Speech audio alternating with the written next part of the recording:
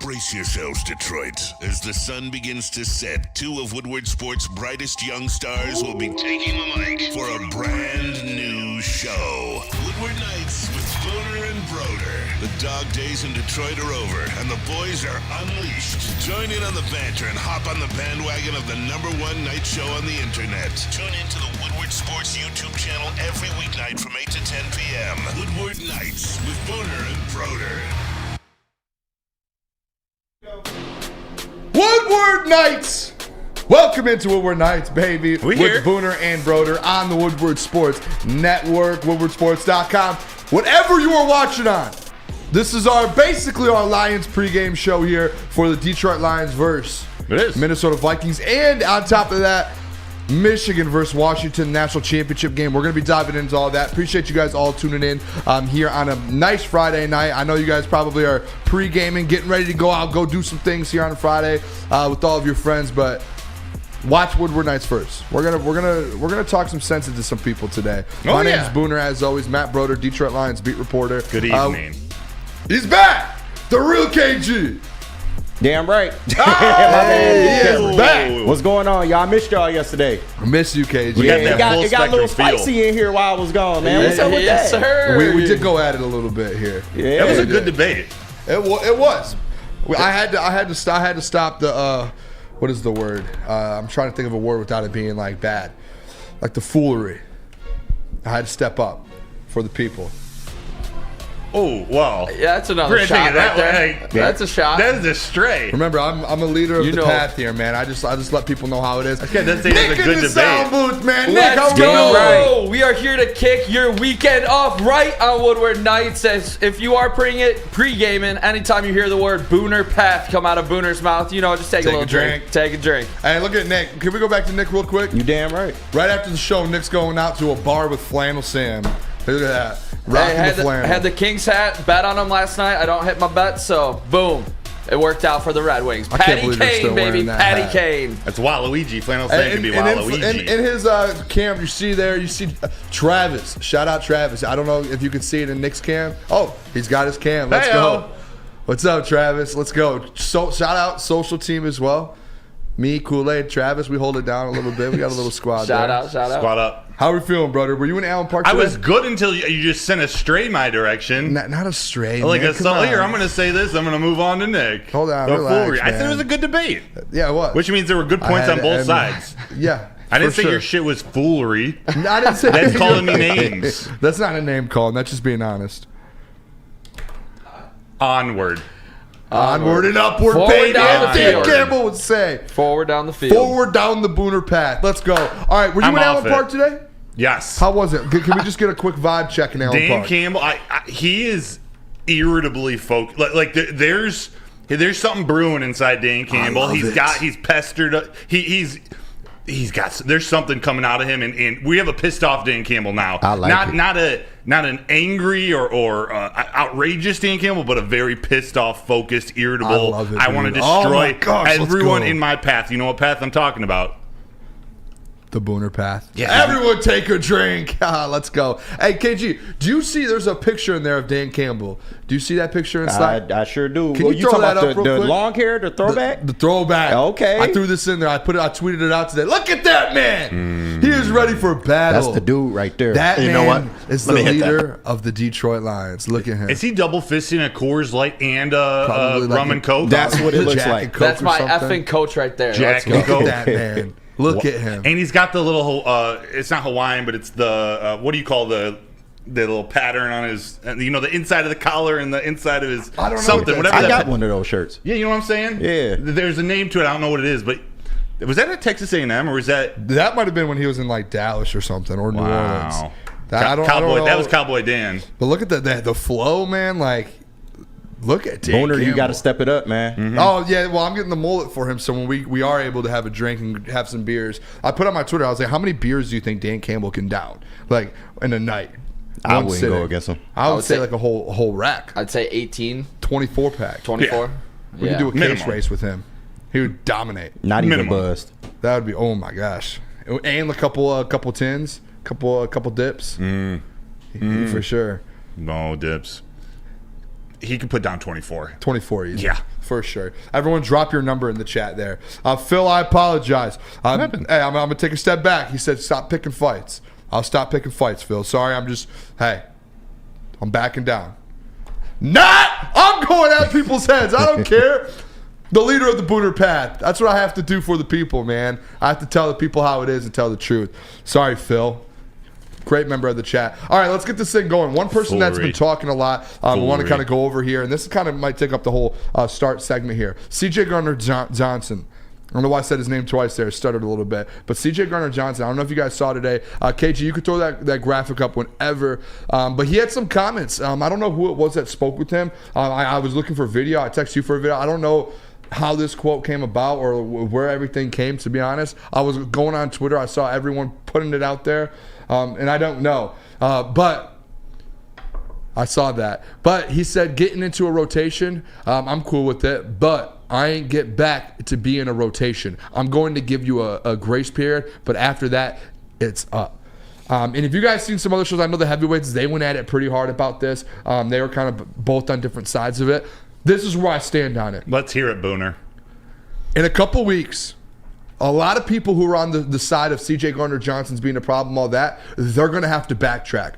This is one of the best safeties in the NFL, and it is proven. He has statistically gone out there year after year and has been on winning football teams every single time he steps on the field, and it's because of his leadership. It's because of what he brings to the team and how well he plays on the football field. So I'm not taking this as the only way I'm taking this is CJ Gardner-Johnson's a competitor. That's what Dan Campbell and Brad Holmes and AG, that's what they want out of their guys. That's what he is. He got brought into this program or this organization to compete.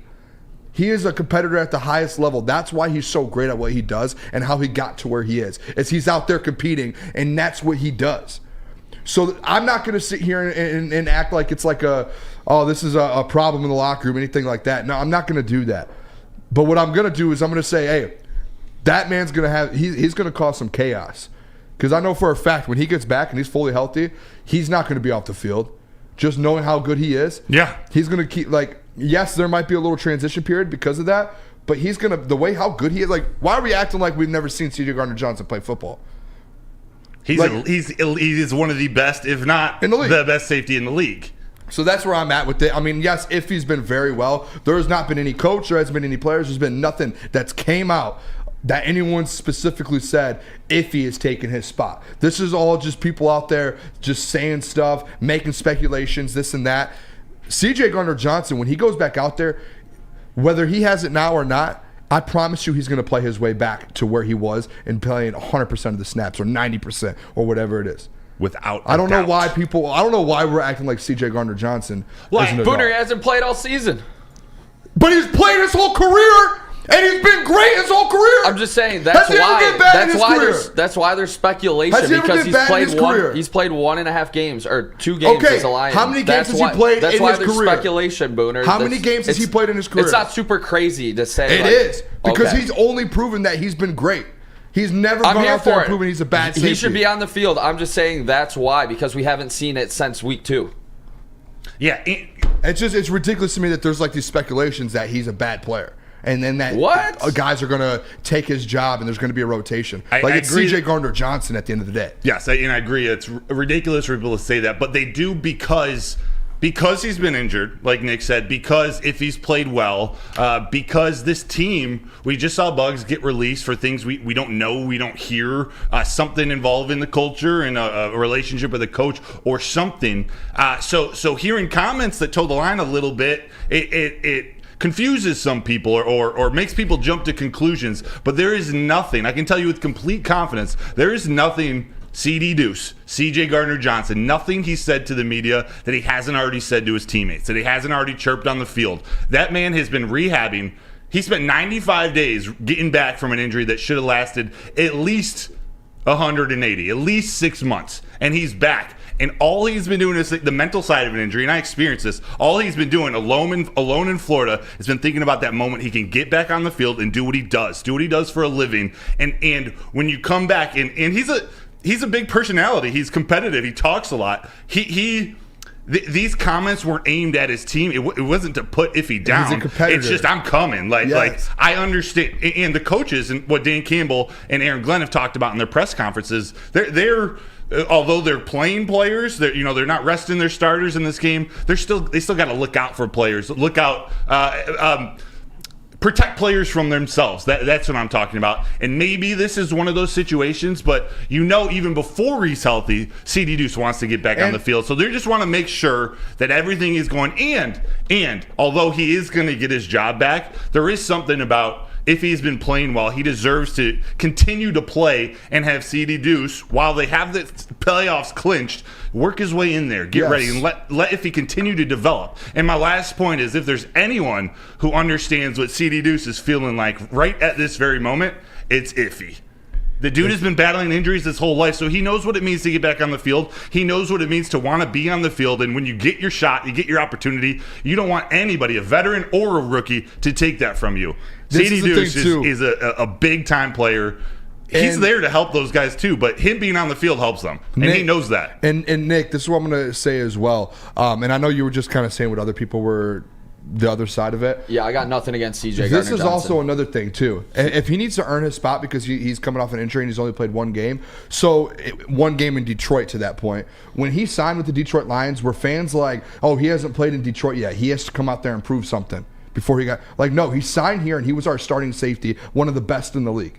He had an injury. He's had injuries throughout his career. He had an injury. When he comes back, guess what? He's still CJ Gardner-Johnson, one of the best in the league. And I get Easy was in the chat saying it's not speculation. They literally said that there's going to be a rotation. Yeah. Yes, there might be a rotation the first game or so because he's coming off the injury. But when CJ Gardner-Johnson is back, he is one of the best in the league again, and he's going to play himself back into that position. And Aaron Glenn knows that. It's nothing against Iffy. It's nothing against Kirby. It's nothing against any of those guys. It's CJ. We know what CJ Gardner-Johnson is. When he's healthy, he's one of the best in the NFL. And that's just what it is. And the injury is not going to hold him back from that. Like, that pec injury isn't going to change how he plays. Like, it's not going to change who he is. He's still a young player in this. Like, what is he, year 4, year 5? Like, he's still young. And what you need most out of this team at this very moment heading into the playoffs is you need someone who has won before, who knows how to win, who knows what it takes to go on a playoff run. That's exactly what he's done every single year of his career, 4 division titles. He was in the Super Bowl less than a year ago. Yeah. That's what he brings. He led the NFL in interceptions a year ago. And 12 games played. Roll with me for this for 1 second. You think Brian Branch is a good player? Yes. Very good player? Yep. If there was a better, we'll call it free safety or strong safety on this Lions roster, Ceedy Duce is taking Brian Branch's spot. Ceedy Duce will be on the field regardless. If they he do moved a rotation, to free safety. He moved to safety because they needed Brian Branch on the field, but they're not willing to sacrifice Ceedy Duce not being on the field. So if he's healthy, he will be out there. He is an absolute game changer. If they end up doing a rotation and CJ Gardner-Johnson's fully healthy, it will end up being the other guys being rotated. And that's just my opinion. Oh, without a doubt. Like, CJ's a proven player in this league, and I know he has to go back out there and reprove it after the injury, but we know what he can do. And what he is right now and what he is in his career is better than all of those guys already. And I know Brian Branch is going to be a dog, and he's going to be an all-pro safety one day in this league. I'm very convinced of that. But right now, CJ Gardner-Johnson is that at his peak. So, like, you have to be able to. They're going to find a way. I don't think it's as big of an issue as people think. I think it's a non-issue. I think there was questions. I think there was questions in press conference earlier this week, and AG said, "Yeah, we're going to rotate guys." I think that was meaning this Sunday when CJ gets back, final regular season game, we're going to rotate guys. We're going to get guys reps, and then. Obviously, the question to CJ when he heard that, and he's like, no, I'm not a rotational guy. And he just, the way he is, he's a very confident competitor, and he's one of the best in the game. Yeah. And he's going to talk, and he's going to say that, which I respect. And that's what you want your guys to have. Yes. And Dan Campbell said, we actually had the Dan Campbell video. I sent it over. Do you have that? Dan Campbell literally said that exact same thing. So here's Dan talking about the whole CJ Gardner-Johnson situation. Coaching philosophy is you're direct and you're honest with your players about their situation. And sometimes it's not what they want to hear, but we saw that a little bit with Graham early in the season, right? He didn't really like the answer he got. Sounds like CJ's not particularly happy with what he's kind of been told about his maybe role immediately coming off injury here. So I'm just wondering how you deal with that as a coach when the news isn't what the player wants to hear. How do you keep everybody still rowing in the same direction? Yeah, well, first of all, Duce is a competitor. I mean, he just is. I mean, he wants to play, and he wants to play every snap, and I appreciate that. I think we all do. So, but I think between myself and AG, when those come up and like that, we're just very direct. You tell it from the get-go, and here's why. And look, Ducey's a pro at the end of the day.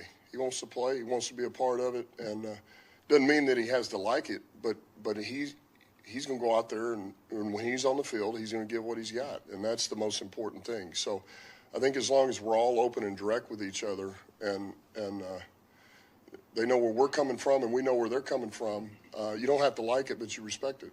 Does this also kind of fall into the Houston answer you just gave? Like, this is a guy coming off injury, maybe not rust, but there's an element of protecting them from themselves. This is a serious injury he was coming off of. Is that, factor into your decision-making process? It does. I mean, you want to know, first of all, they need to have confidence in themselves, but you have to also be honest and open about it as a coach, looking at the player and saying they may be trying to talk themselves into it, but they're not there yet. And yeah, I think you got to be prepared to save them from themselves somewhat. Oh boy! I think Dan has the same thing. You want to know too what I feel like as well with Dan, like how Dan knows it. Ceedy was in New Orleans with these guys.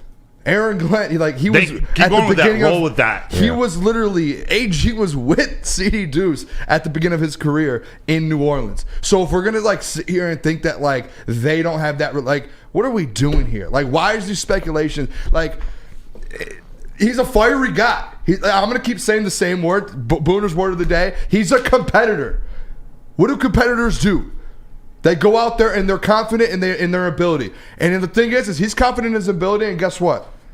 He's got the ability. He's put the numbers up. He's done that. So for people that think that's an issue or him, what are we doing here? What's gonna happen, and I'm telling you, just like I said at the start of the show, what's exactly thing that's gonna happen is he's gonna come back this Sunday. He's gonna get back into the rotation. He's gonna dominate a little bit. He's gonna get his feet back under him, and he's gonna be ready to roll. And then come wild card weekend, he's gonna play in 80, 90, 100% of the snaps, whatever it is. And he's going to end up going off, get an interception, have a big game, and then all of those people who are taking this out of context, they're going to have to backtrack on what they said. And I'm telling you, if there is a rotation, it's not going to be Ceedy Duce. It will not be Ceedy Duce at the end of the day. He's a proven guy in this league, man. And the only reason he says that, man, is just because he's got like I keep saying, that competitiveness, man. That's all it is. I would say the same thing. If someone told me, "Hey, Booner, you're gonna start rotating on your show," I'm gonna be like, "Hell no, I'm not." This is no. This is my thing. I'm going for this. I'm not a rotation guy. I'm a main guy. And that's the confidence that he has, and everyone here watching should have.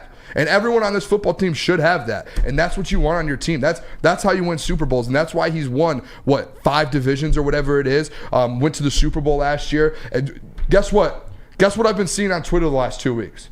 Philly fans. Guess what they're saying?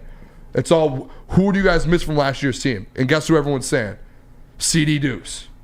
And that's all it is. They could really use him right about now. They're missing him on that defense right now. And Philly fans, they know it.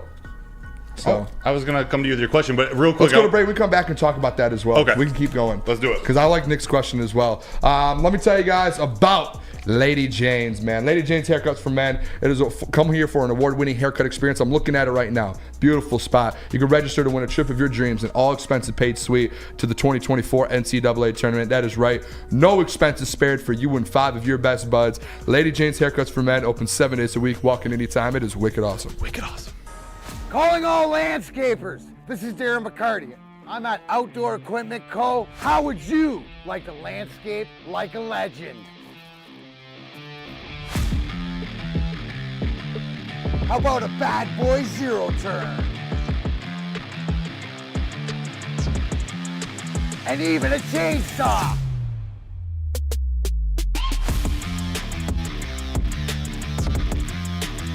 And even a weed whipper. Whether you landscape for your job or landscape for fun, get all your equipment from Outdoor Equip Co., the official equipment provider of Woodward Sports. Michigan grown, family owned. OutdoorEquipCo.com. Now, coming to Woodward Sports, Woodward and Main Street, the Woodward Sports Network Detroit Lions show. Let's go! Catch Gabrielle D. Phillips, Matt Broder, and Terry Foster for all the latest news on your Detroit Lions every week. Only on the Woodward Sports Network YouTube channel and woodwardsports.com. Your home is your most important asset. Flexibility in the sales process is key. When you work with Mark White and Associates, you can cancel at any time, for any reason, without penalty. Speaking of flexibility, check this out. Who you work with matters. Hire the best broker in the game.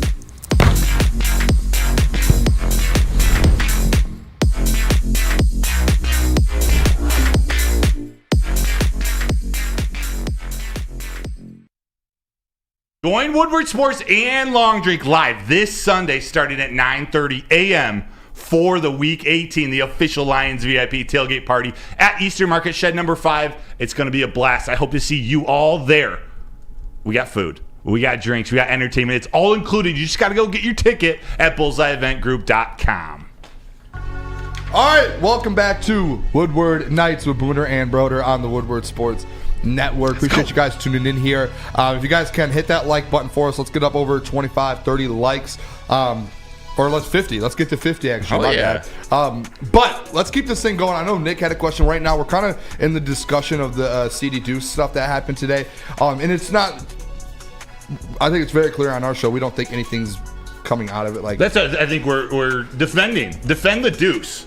Defend the Deuce. Defend the Deuce. Easy. I know you're in the chat. The Defend the Glenn guy. Defend the Deuce. The speculation stuff, all of that. The speculation, literally the only thing the two things that have come out of this is that AG said, hey, we're going to have some sort of rotation, most likely with those guys, in Minnesota or versus Minnesota in Detroit. Yeah. That's not the playoffs. That's none of that. We're going to have a rotation because he's coming off an injury.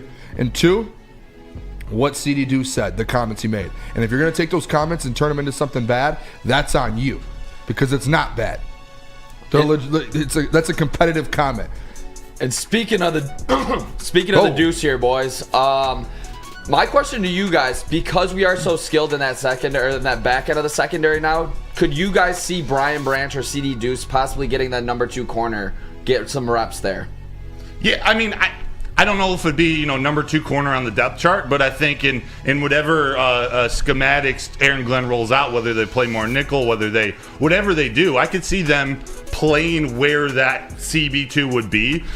In fact, I'd say they'd probably play Ceedy Duce over my guy. I love him, Khalil Dorsey, maybe Kendall Vildor. I don't know for sure, but he's that talented, and they want playmakers on the field. I think AG said that too, that he was like, we say it all the time, is we want the best players on the field at all times. Mm-hmm. And that's the thing. And that was when the rotation comment came, was after that. It's like, hey, we want the best players on the field at all time. If there are guys who are off the field that we feel are the best, we're going to try and find a way to get them in. That's the rotation part. And that's iffy. But the thing is, you're trying to get iffy on this the whole field. Situation, the funniest part about this whole situation is if you rank these safeties when they're all back and in 2 weeks when we're in the playoffs and they're all healthy, if you rank them, guess who's number 1? CJ Gardner-Johnson, yeah. Ceedy Duce. He's number 1. So when you're talking about rotating guys, you're not rotating the front of your lineup. You're going to rotate the guys later. And that's not a shot at the other guys. That's just he's that good. And wouldn't you... he's just that good of a safety and a player, and then a proven player. In a game against Minnesota, Week 18, wouldn't you have a rotation, a guy coming back from injury in this game? You got other guys playing. This is a perfect chance to get a guy's feet under him. Perfect opportunity to figure this all out. And the questions about, or the concerns about him saying this stuff and being a good teammate are whack. Remember just a few short weeks ago when Ryan Fitzpatrick took a shot at Jared Goff, calling him a game manager? Who was the very first person, maybe the only person to have Goff's back? Ceedy Duce. Ceedy Duce. You go back to Philadelphia. All his teammates loved him. The media hated him, and the fans hated him, or he hated the fans and the media. It was not a good relationship. He didn't want to sign back in there, and they lowballed him in a that's the only reason he wasn't back. Do you remember when he got here? The comments of the whole Philly, that's not. Yeah, they chose to play Slay. Ceedy Duce wanted to test the free agent market and see what it's worth, and they decided to sign Fletcher Cox, Darius Slay, James Bradbury, and by the time they wanted to go back to, they didn't have any money. Ceedy Duce, you know where he wanted to go for a discount? Because he's worth way more than the contract he's on. He wanted to go play with Aaron Glenn. I'm still all in. Bring that man back. Get him. I signed him long term right now. You have to. I love going back to the reel that I had that went off. I was like the first one in Detroit. I think after the ski mask thing, I was the first one to put something out, and I think it had like 500,000 views, and it was literally, I will take my wallet. I'll drive to Allen Park right now. He can have everything of mine as long as that man's back in Detroit next year. And speaking of that bag, that too, man. Like, speaking of that bag, Boone, my bad there. He's going for that bag in this last game, going into the playoffs. He's going to cause a lot of turnovers. He's going to wreak havoc against opposing offenses. Which is crazy. He's chasing that contract as well. 100%. He's going to ball the F out. And it's crazy that this is a conversation. Someone on Flick Story Entertainment and the thing, I think he's responding to Easy. He said, no, you and Spenmo, which I don't think Spenmo was in this because I think he was on our side with this. Yeah. But he said both asked about his talent, which hasn't been in question. But the spot has to be earned with him coming back from injury, period.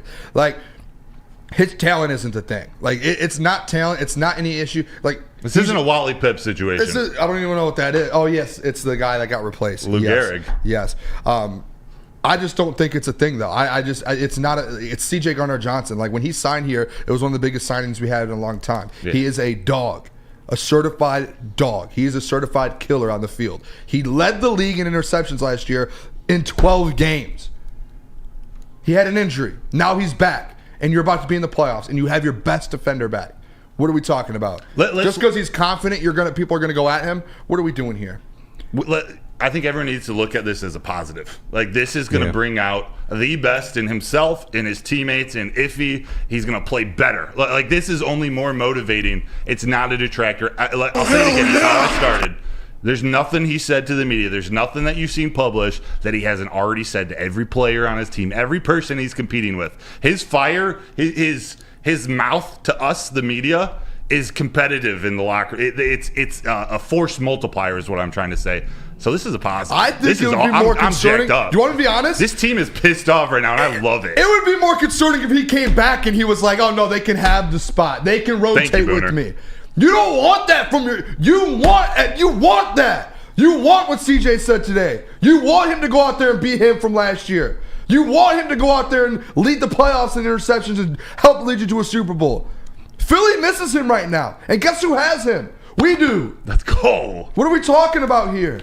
That's what real fire is about. Maybe some of us in Detroit are used to having real competitors in the building, because that's a real competitor. Thank you, Dan and Brad, for bringing him in, and AG. That's a real competitor. Come on, man. What are we doing here? And on top of that, guess what?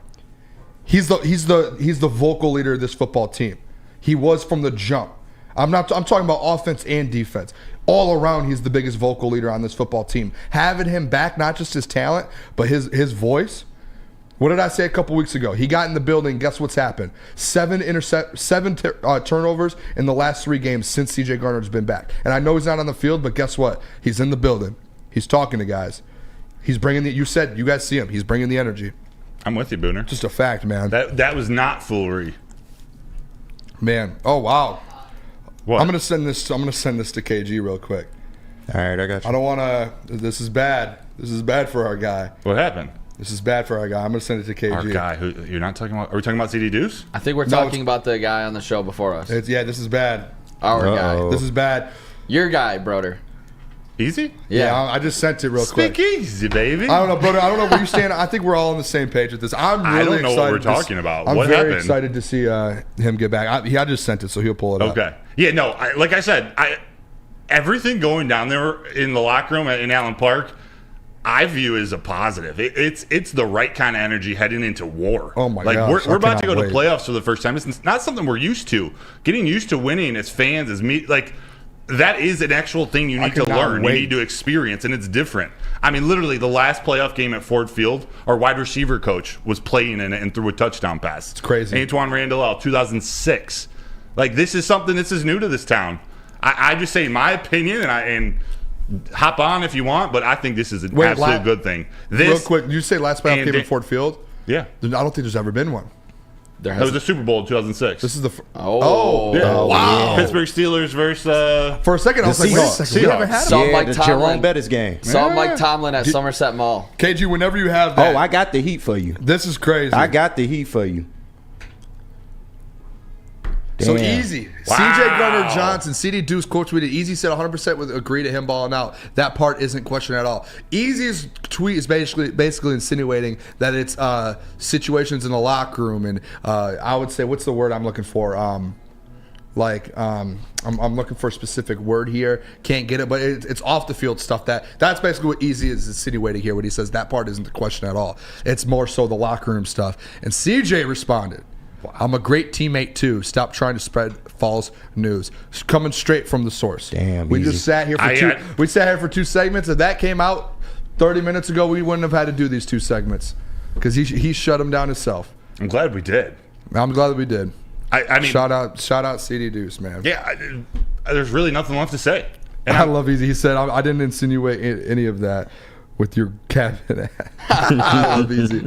That's what that means, though. If you read the tweet, Easy, that's literally what it means. Like, I don't know how else do you take that. That's all, man.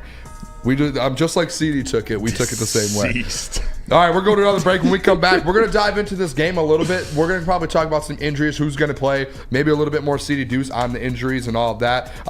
Let me tell you guys real quick, Lions pregame show. Do not miss out on this. Woodward Sports Lions pregame show. It will actually be me and Jeff Ifrady up here on the desk, kind of hosting, heading into the game on Sunday at 9:30 to 11:30. Make sure you guys tune in for all the information you need, breakdowns, injury reports when they come out 90 minutes before, all of that. And then, good thing I had this read today because I went to Big Boy for lunch, fellas. I got myself a Big Boy sandwich today. Wintertime in Detroit, it is always better with comfort foods from Big Boy. They have the veal parmesan or the Southern Comfort Chicken Bowl. And if you want some breakfast, the stuffed potato pancakes there are back. The classic lumberjack or Santa Fe Garden. They also have the new apple pie hotcakes that are too good to miss. Top it all off with the new gingerbread shake for dessert. Stop over by your local Big Boy today. Have you ever wondered where all the finest restaurants get their steaks? It's Fairway Packing Company, providing Michigan restaurants, hotels, and casinos with prime beef for over 60 years. But now you can buy these cuts of meat for yourself at the Steak Shop by Fairway Packing Company.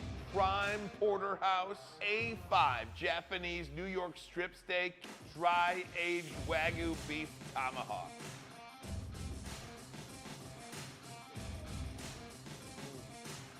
Delicious. Get to the Steak Shop today. Enjoy fine wine, have a private party, and get the finest cuts of meat anywhere.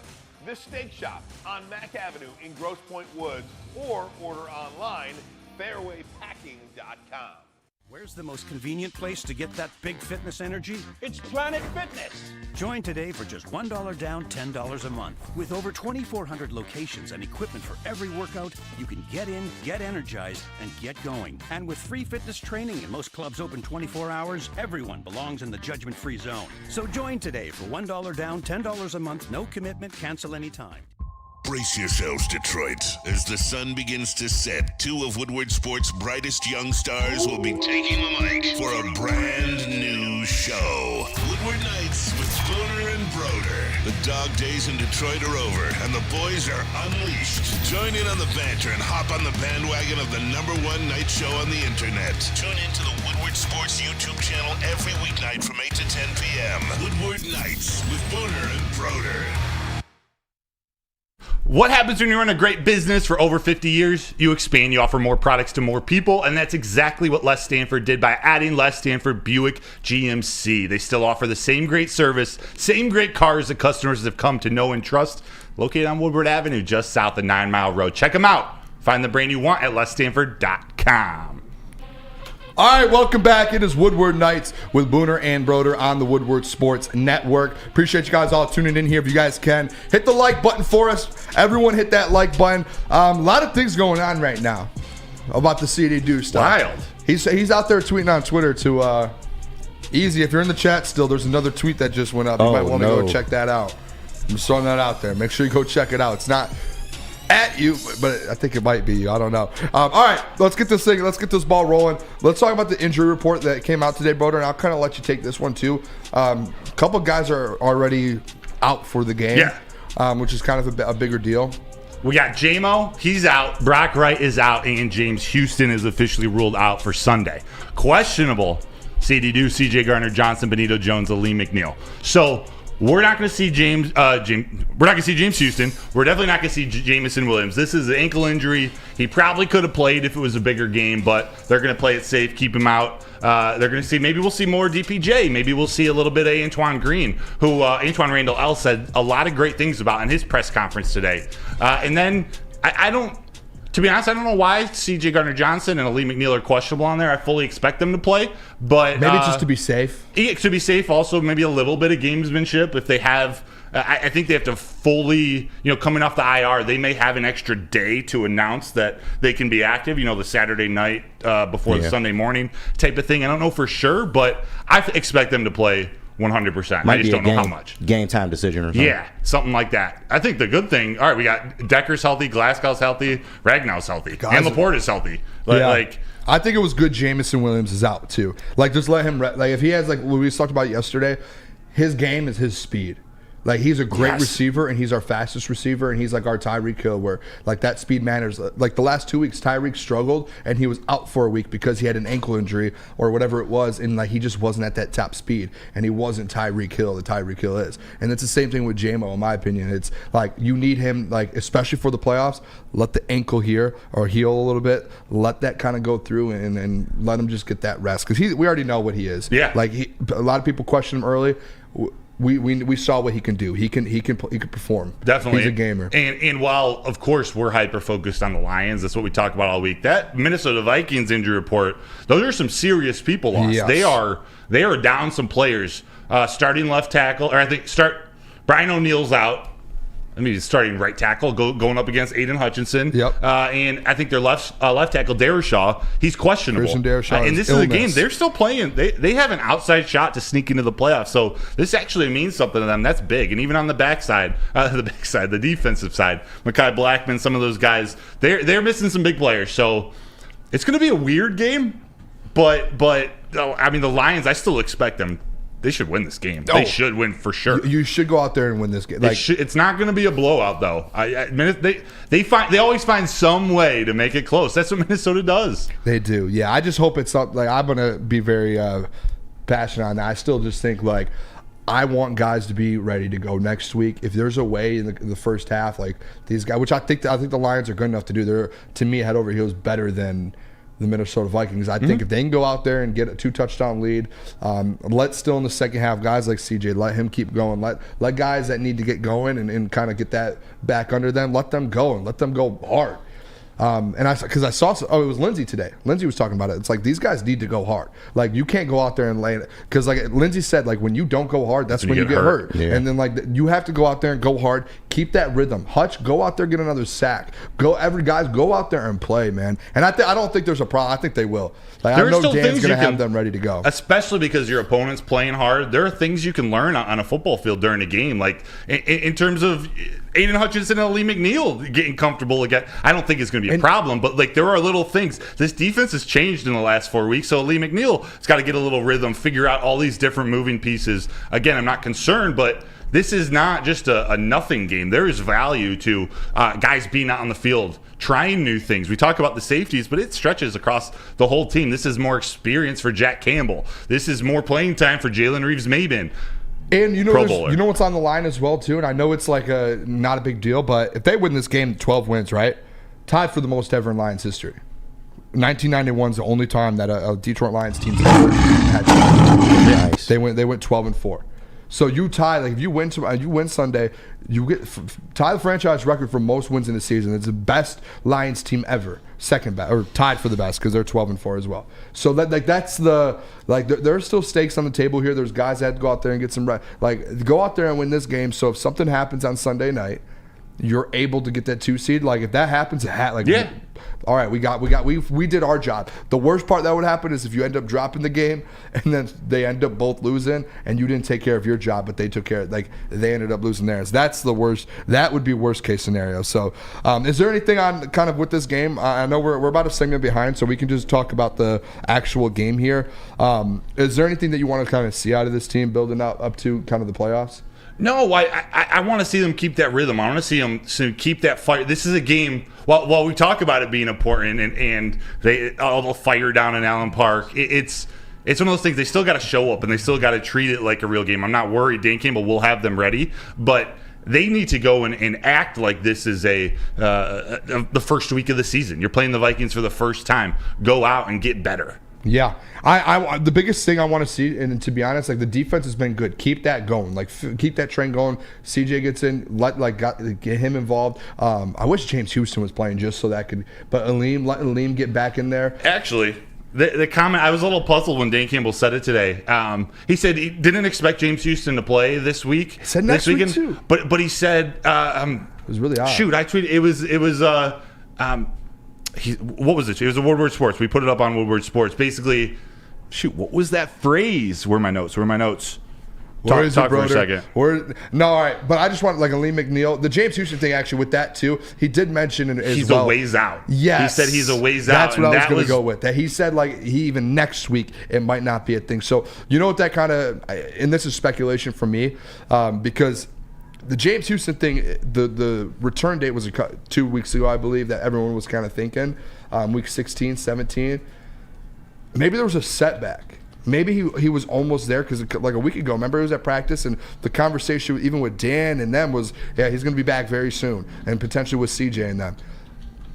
Speculation, maybe there's a setback. That's the only thing I can think of for him being longer. There's maybe a setback, and as he started getting higher in the percentages of going, that maybe there was some pain or something that was like, hey, we got to pull you back a little bit. That very well could be it. Because that's the only thing I could think of. When we were first teased, like a couple weeks before that, a lot of that was because James Houston talked so confidently about how he feels, getting back on the field. And even the other a week or two ago, James Houston himself said, I needed a little bit of time. Like, I feel great right now. I'm going through stuff in practice, getting over the mental side of it. Who knows? Something in these last couple of weeks, not a serious injury or setback, but you realize some things like we just need to. They want James Houston for the long term. They want him to be healthy. They need him for this playoffs, and they want him for this playoffs, but they don't want to throw him out there. They're protecting him from himself, too. Even if he feels good, you go out and you have a couple practice, you're sore, your leg starts acting up, feeling a little weird. All right, let's just take this a little bit slower than we were trying to get to. Yeah, that was something too. Dan actually mentioned. I think was it James or Ceedy that he was talking about that, where he was just like, as coaches, we want to make sure we're protecting the players as well. Like if they might feel like they're back, but we notice, hey, maybe you're not at that level. That's kind of a thing. Maybe that's what happened with Houston. I'm excited though. Thing on my end that I want to see too out of this team. I know the defense want to keep them going. I want to see this offense start to kind of put things together, because I'll just keep going back to the Dallas game, like. There were drives that ended short, and there were a lot of drives. Like the first half, you scored that field goal to start, and then you had punts the rest of the way, the whole half. And that's not like a good sign, in my opinion. But that's all. But we know what they can do. But that's all Jared Goff's fault, right? No, not at all. Thank you. It's a team. It's a team. Thank you. I didn't say it was ever Jared Goff's fault. You did yesterday. You specifically said he lost the game.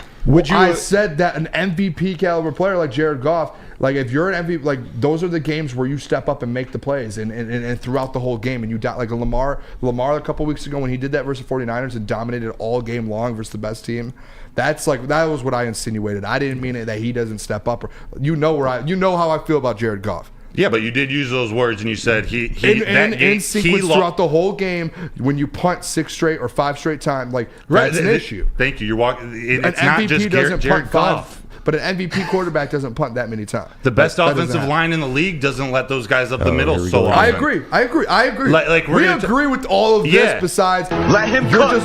You're blaming the offensive line, but you're just not giving Jared Goff any of that. That's not true. That's not true. I've confirmed he didn't play his best game. Me just giving him he didn't play his best game. Those were interceptions. And but MVP the loss was not his fault. Not his fault. Okay, if I said that, that's on me. He contributed. He was part of it. But we've been talking all season season quarterbacks don't about do how that, good though. that offensive line is and how important it is for that offensive line. We can't Okay, praise but Jared Goff. if you're gonna put the blame on them, then have to give some to Goff. Like it's a two-way Of course, street. that's what I'm saying. It is So on that's Goff. but the conversation, all of this came through. You gotta let people talk. But all this came through was the MVP. It was because of MVP. If you're an MVP, Yes, no matter but what, we were talking about the you're gonna go Lions. put We were talking about the Cowboys game. All right, KG, we're not hearing anything. It's going in one Dude, don't ear, talk out about the not other. hearing anything. Dude, we were talking about the Cowboys game. We give Jared, we only talk, actually, we give credit to the offensive line, all his weapons when this offense is firing, but when they lose a game, which they actually won, we say it's only Jared Goff's fault. Who says that? That's what you said yesterday. The Dallas game because he threw 2 interceptions and they didn't get anything going. Not every game. That is not all on Jared Goff. That is partially on Jared Goff. First of all, clip me saying it was all on him. I'll Go deal. back and clip that and bring it tomorrow. We'll do. Because I did not say all of it was on him. You said he lost him that game, I believe. The Because quote he was. didn't play at an MVP level like we thought he would. If he played at the Lamar Jackson level that I thought that he was going to play at an MVP level going into the week, don't tell me he played at an MVP level. Did he? Not the whole game. Thank you. That's all. Relax. He gave me what I wanted out And of if an he did MVP play at the an end of a MVP game. if he He played- gave me what Tom Brady and Peyton Manning and all them did at the end of games. So answer this. He found a way to win. Broder, you putting a he lot of wasn't stock playing on that. well. Broder. You putting a lot of stock on that last drive. Just one drive. Yeah. Broder, ask me this. Well, Let me answer me this real quick. If he would have played like he did on that last drive, that MVP level and made plays, if he did that 3 more drives throughout the game, would they have won? Yes. That's all my point is. Okay. That's it. If the offensive line played like that for 3 other drives. Broder, you're thinking I'm saying he played a full bad game. What I'm saying is when we had this conversation, it was about the MVP discussion.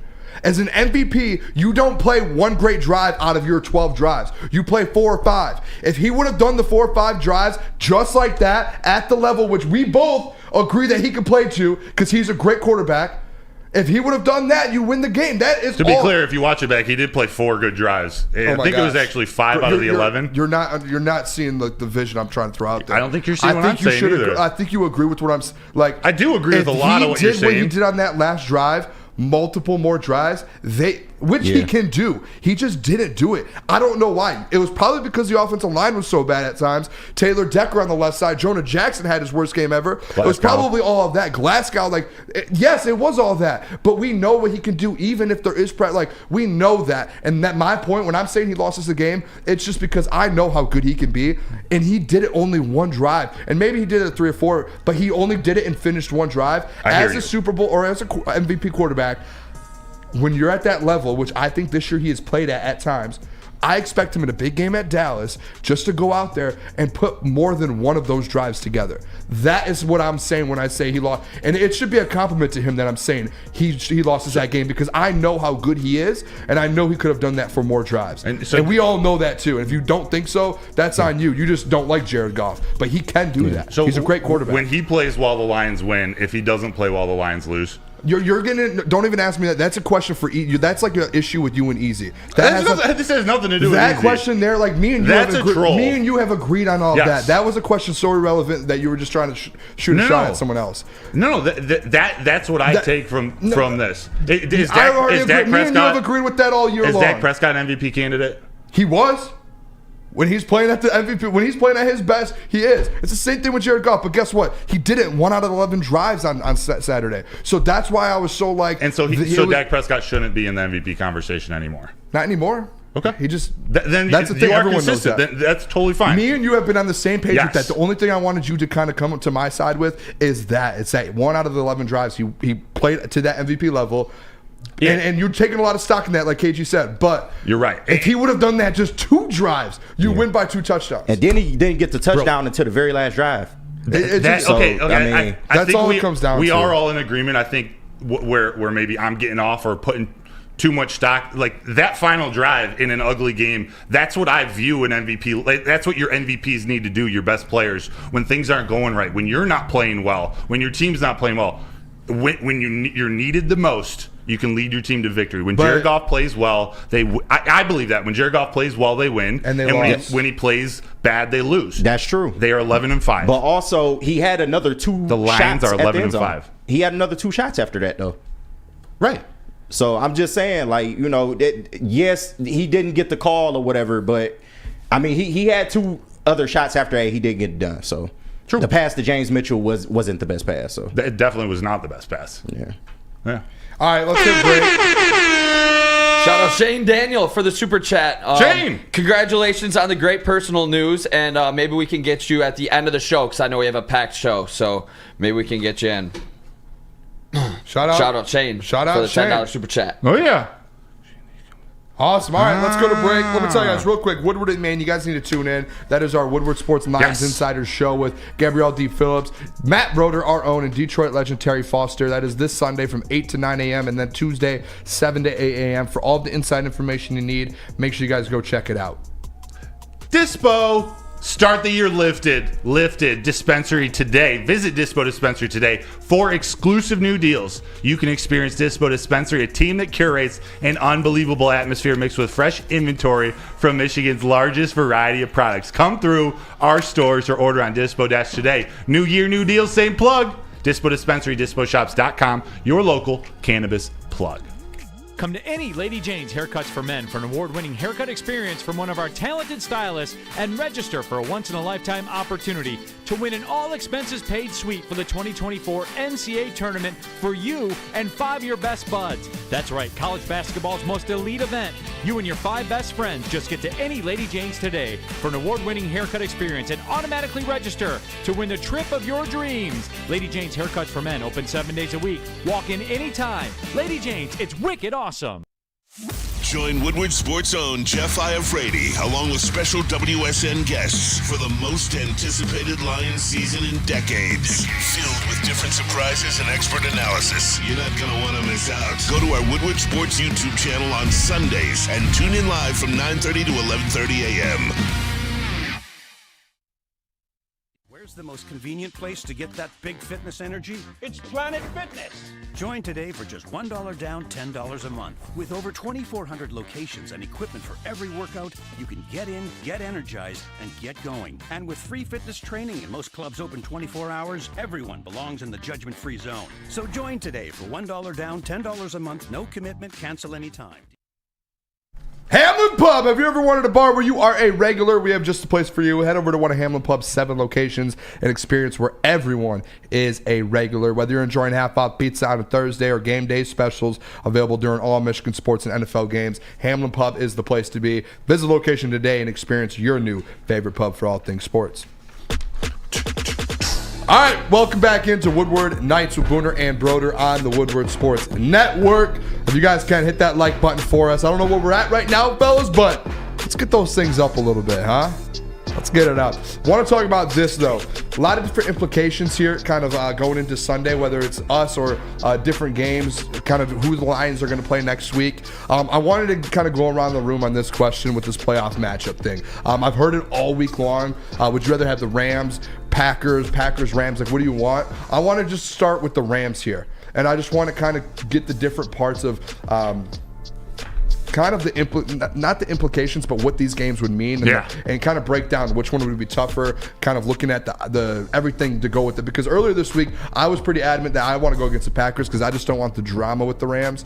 If you break it down, though, which team do you think you can beat? I think both of them you can beat. The Rams... Yeah, you should beat both of them. Yeah, but it's just which is the more difficult route to a dub. Yes, and there's a lot of storylines with the Rams. I wrote down a couple here. I wrote Stafford versus the Lions, McVay versus Goff, the Rams versus Goff is an organization, the Rams versus Brad Holmes, Josh Reynolds versus the Rams. There's a lot of different things within that storyline that are very, very big. And I kind of wanted to dive into that because I do think a lot of us are talking about the Stafford versus the Lions, and maybe that could be a storyline the Lions don't want to deal with. All of that. But no one's really brought up the opposite side, and me and you talked about this before the show, Broder, is the Goff versus McVay. That's the one. I don't even care about the Goff versus McVay, because McVay, obviously they were struggling. They were very good, and he was obviously the number 2 pick. They were struggling with him for a little bit, and Jared Goff was kind of that scapegoat. What's going on? Sorry, no, I was just communicating with people in the chat without words. Oh, the people in the chat hate me because they look like Josh Peck. Oh, the people, Steve Daniel in the chat said, "Oh, don't let Booner or Broder get his point across." That doesn't mean he hates you. He's just maybe got my back on this topic or something. I love you, Booner. This is why I love debating with you, because it changes nothing about us. Oh, yeah, I don't care. I'll go at anyone's head. I don't care. And then after, I'll give everyone a hug. But this Goff versus McVay thing, guys, Jared Goff was basically the scapegoat in that, it felt like, in that Rams situation. Yeah. Oh, yeah. They struggled, and the only thing it kept going back to was Jared Goff. And I heard something today on the Lions flagship radio, actually, and I never knew this, but it was that Jared Goff asked for an exit meeting with Sean McVay when he left LA, and he basically wanted to sit down. Hey, what did I do wrong? What did I need to get better at? Why are you guys trading me? Where did things go wrong? And Sean McVay told him all of those things, and guess what Jared Goff went and did? He went and fixed all of that stuff. He went and found out a way. This is like a veteran quarterback. He went and found out a way to get better, fix those things, and now he's in Detroit, and he's finding success, man. Like, he is finding success. And I think, to be honest, I think that's the bigger storyline to me than the Stafford thing. Yes, coming into Ford Field, that's huge. But when it comes to on the field, I think Jared Goff has a little vendetta back in Sean McVay, because Sean McVay threw him under the bus. And that was a big deal. Instead of sitting him down and, hey, how can we make this thing work in LA? He traded him, and he basically left him out to dry. And look what he's done in Detroit. So I think that's the bigger line, the storyline to me. So if we do get the Rams, I think it's like they could dominate the Rams because of that. Josh Reynolds, too, came from the Rams. I know not the same Brad interview. Built a great team. Yes. So he's got something to prove. And the Rams, to be honest, they've done a good job rebuilding this. They should not be this good. That Rams front office and Stafford gets credit for that. Not enough to make it to the Pro Bowl, but that's a different story.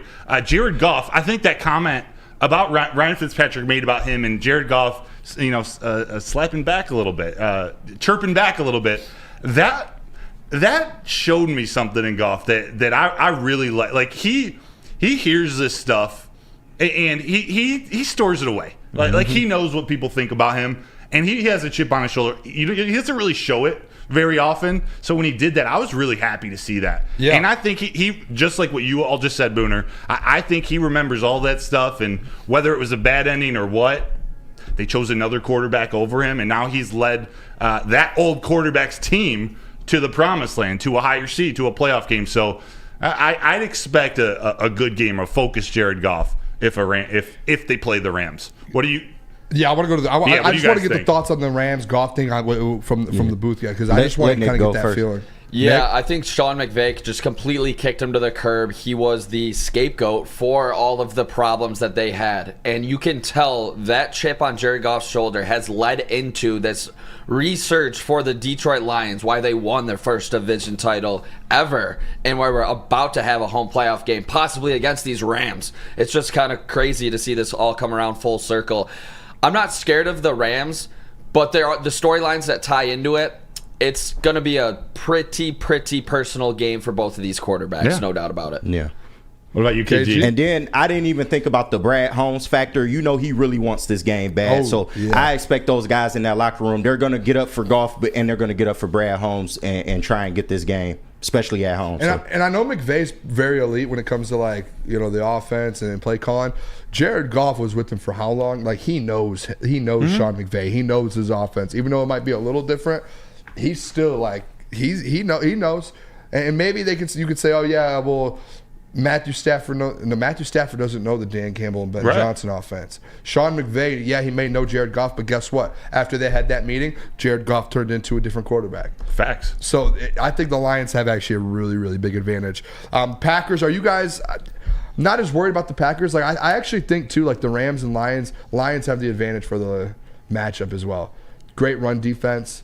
Shut Kyron Williams down, and then they have to go to Coop. Cooper struggled this year, and Stafford's not a mobile quarterback. This is actually why if they match up with the Rams, a better matchup. It might be. Now that you break it down, if they match up with the Rams in the first round of the playoffs, this Nick Mullins game, this is where you can learn something. Like, Nick Mullins is more like Matthew Stafford than Josh Dobbs or Jaron Hall, a pocket passer, a gunslinger. Again, Matthew Stafford is 50 times better than Nick Mullins, don't get me wrong, but just in terms of your style of defense that you want to run for that game. It's a good test. It's a good dress rehearsal, I should say, even though it's not a dress rehearsal. It's a good practice for the Rams. The Packers, again, we shouldn't be worried about either team. I do think it will be good games regardless of the team, but they're playing pretty well now.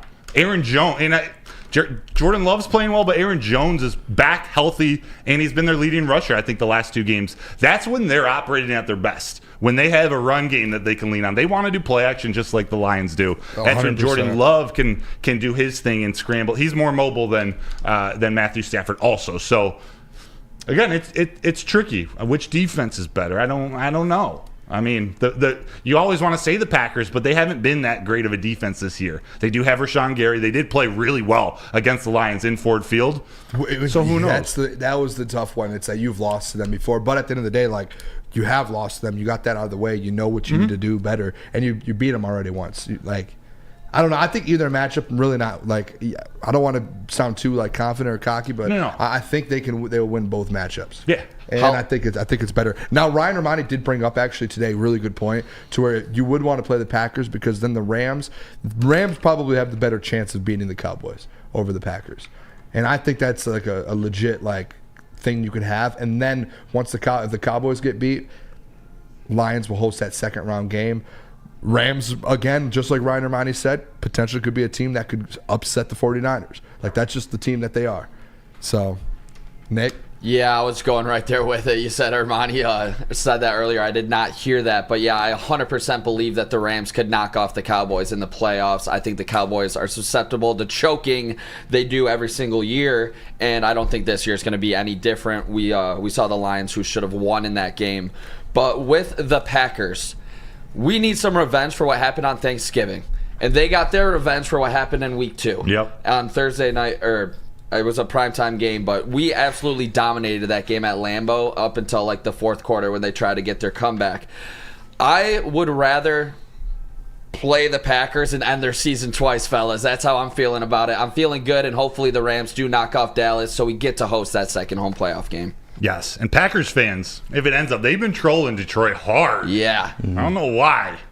Have they? They should they want today, to smoke like again, today and clearly. yesterday. Today and you seen some of this stuff? Yeah. KG, what you thinking? I mean, basically, I wouldn't sleep on them. I'll just say that. It's not that I'm necessarily worried, but that Thanksgiving game, they did come in here and smack us. And I know I said it was a Monday night game last time. It was actually Sunday, and they played that. That was the first Bears game. So they expended a lot of energy in that game and then had to turn around on a 3-day turnaround and face that Packers team. They were ready. So, I mean, defensively, they got to make sure that they get it in check. That offensive line had a bad game on Thanksgiving. They can't do that again. Goff has to be upright in order to make plays. So I just wouldn't sleep on them. They have a good coach over there. Maybe they figured something out. Just be wary of it. I'll say that. Word. Let me tell you about Jack Labrador before we come back and we talk about. Are we going Michigan, Washington, or we got one more Lions? We're going one of those two. But Jack Labrador, R.I.P. to the same old Lions. Big thanks to Sheila, Brad, and Dan for putting them to rest. And guess what else has found the grave? Same old rock, paper, scissors. Jack Labrador has revolutionized that tire game with 2 new symbols and a franchise-changing 3-point play. You can discover the action at jacklabrador.gg now and find out why. Once you go Jack, you never go back.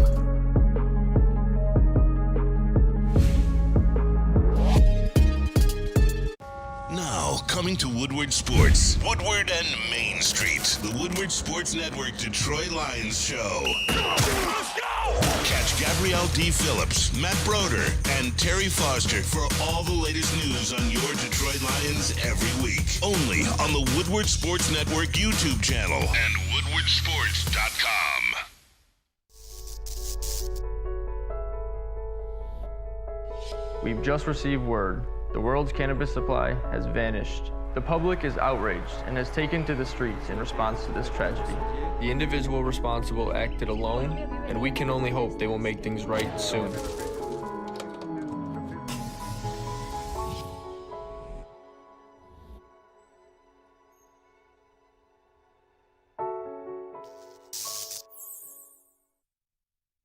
Do you have football on the brain? You must. It's playoff time in Detroit. It's almost playoff time in Detroit, and it's going to be awesome. This is also the perfect time to shop for your home and auto insurance, so shop it like a pro with Swiss Insurance. They cover Woodward Sports, and they should be covering you too, so ask for Mark today at SwissINS.com or give him a call at 248-800-4177.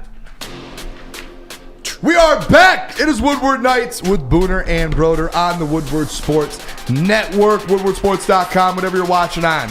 We appreciate you guys a ton. Big day here today before the Detroit Lions heading in a week almost until the playoffs. I wonder if they're going to get like a Saturday or a Sunday game.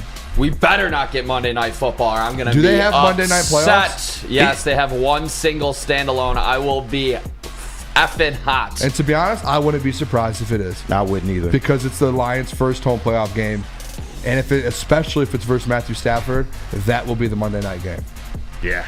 And that sucks too, because then you have to turn around. You have Short less time to prepare. Shouldn't be like that in the playoffs. You should have Saturday, Sunday only. Yeah. Or just on Sunday. Yeah. Well, they don't want two games going at the same time, so I think that's why they do it. I know, but it's still like it's a money thing. For sure. It's a money thing, but this is where players get pissed off about them saying they care about player safety. That has nothing to do with it. If it was about player safety, you'd find a way so they all have the exact same amount of rest, and players in the playoffs don't have to in the playoffs don't have to come back on 5 or 6 days rest. I for sure think, though, if it ends up being the Rams-Lions, you're going to just see Monday Night Football. You got America's team versus the Los Angeles market. Yeah. That's crazy. All right, if you guys haven't yet, hit that like button for us. Let's get the likes up. Let's get over 100 here before this segment. We were going to do Michigan-Washington National Championship because we don't have the show. Let's do this. Let's flop those here because I feel like we're rolling a little bit with Lions stuff. Lions fans. Let's do this. Let's do this next segment here, Broder. I know you probably see it. The question I had. This is like another Booner question. Are the Detroit Lions the most dangerous playoff team in the NFL heading into the playoffs? And I'm going to preface and kind of give you what I mean by this. Yeah. The return of the man we've been talking about all day, Ceedy Duce. The motivation. After what happened today, I bet you he's a little bit more motivated to come back and dominate. The Dallas Cowboys lost. The play call heard around the world. That motivation. Dan Campbell being motivated from that. You already said, you've been in the building all week, that he's had a different type of motivation that he's ever had in Detroit, and he's got a little different vibe to him this week. Amon-Ra St. Brown, the snub, as much as you guys might think, it's not a big... Amon-Ra St. Brown's motivated to go out there and prove. And another one, too, I don't think people are really looking at, on the defensive side, Aiden Hutchinson. Mm-hmm. Yes, he just got selected to his first Pro Bowl. I don't know if you guys heard the Aleem McNeil interview the other day, but Aleem, he didn't even know Hutch was next to him. And he started just to go off about how Hutch is about to turn it up. He knows people have been talking about his sacks and his playmaking abilities.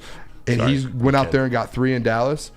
And then Aleem basically came out and was like, people need to watch out. He's about to turn it up to a different level. Imagine if the run we've been waiting for is about to happen. Yes.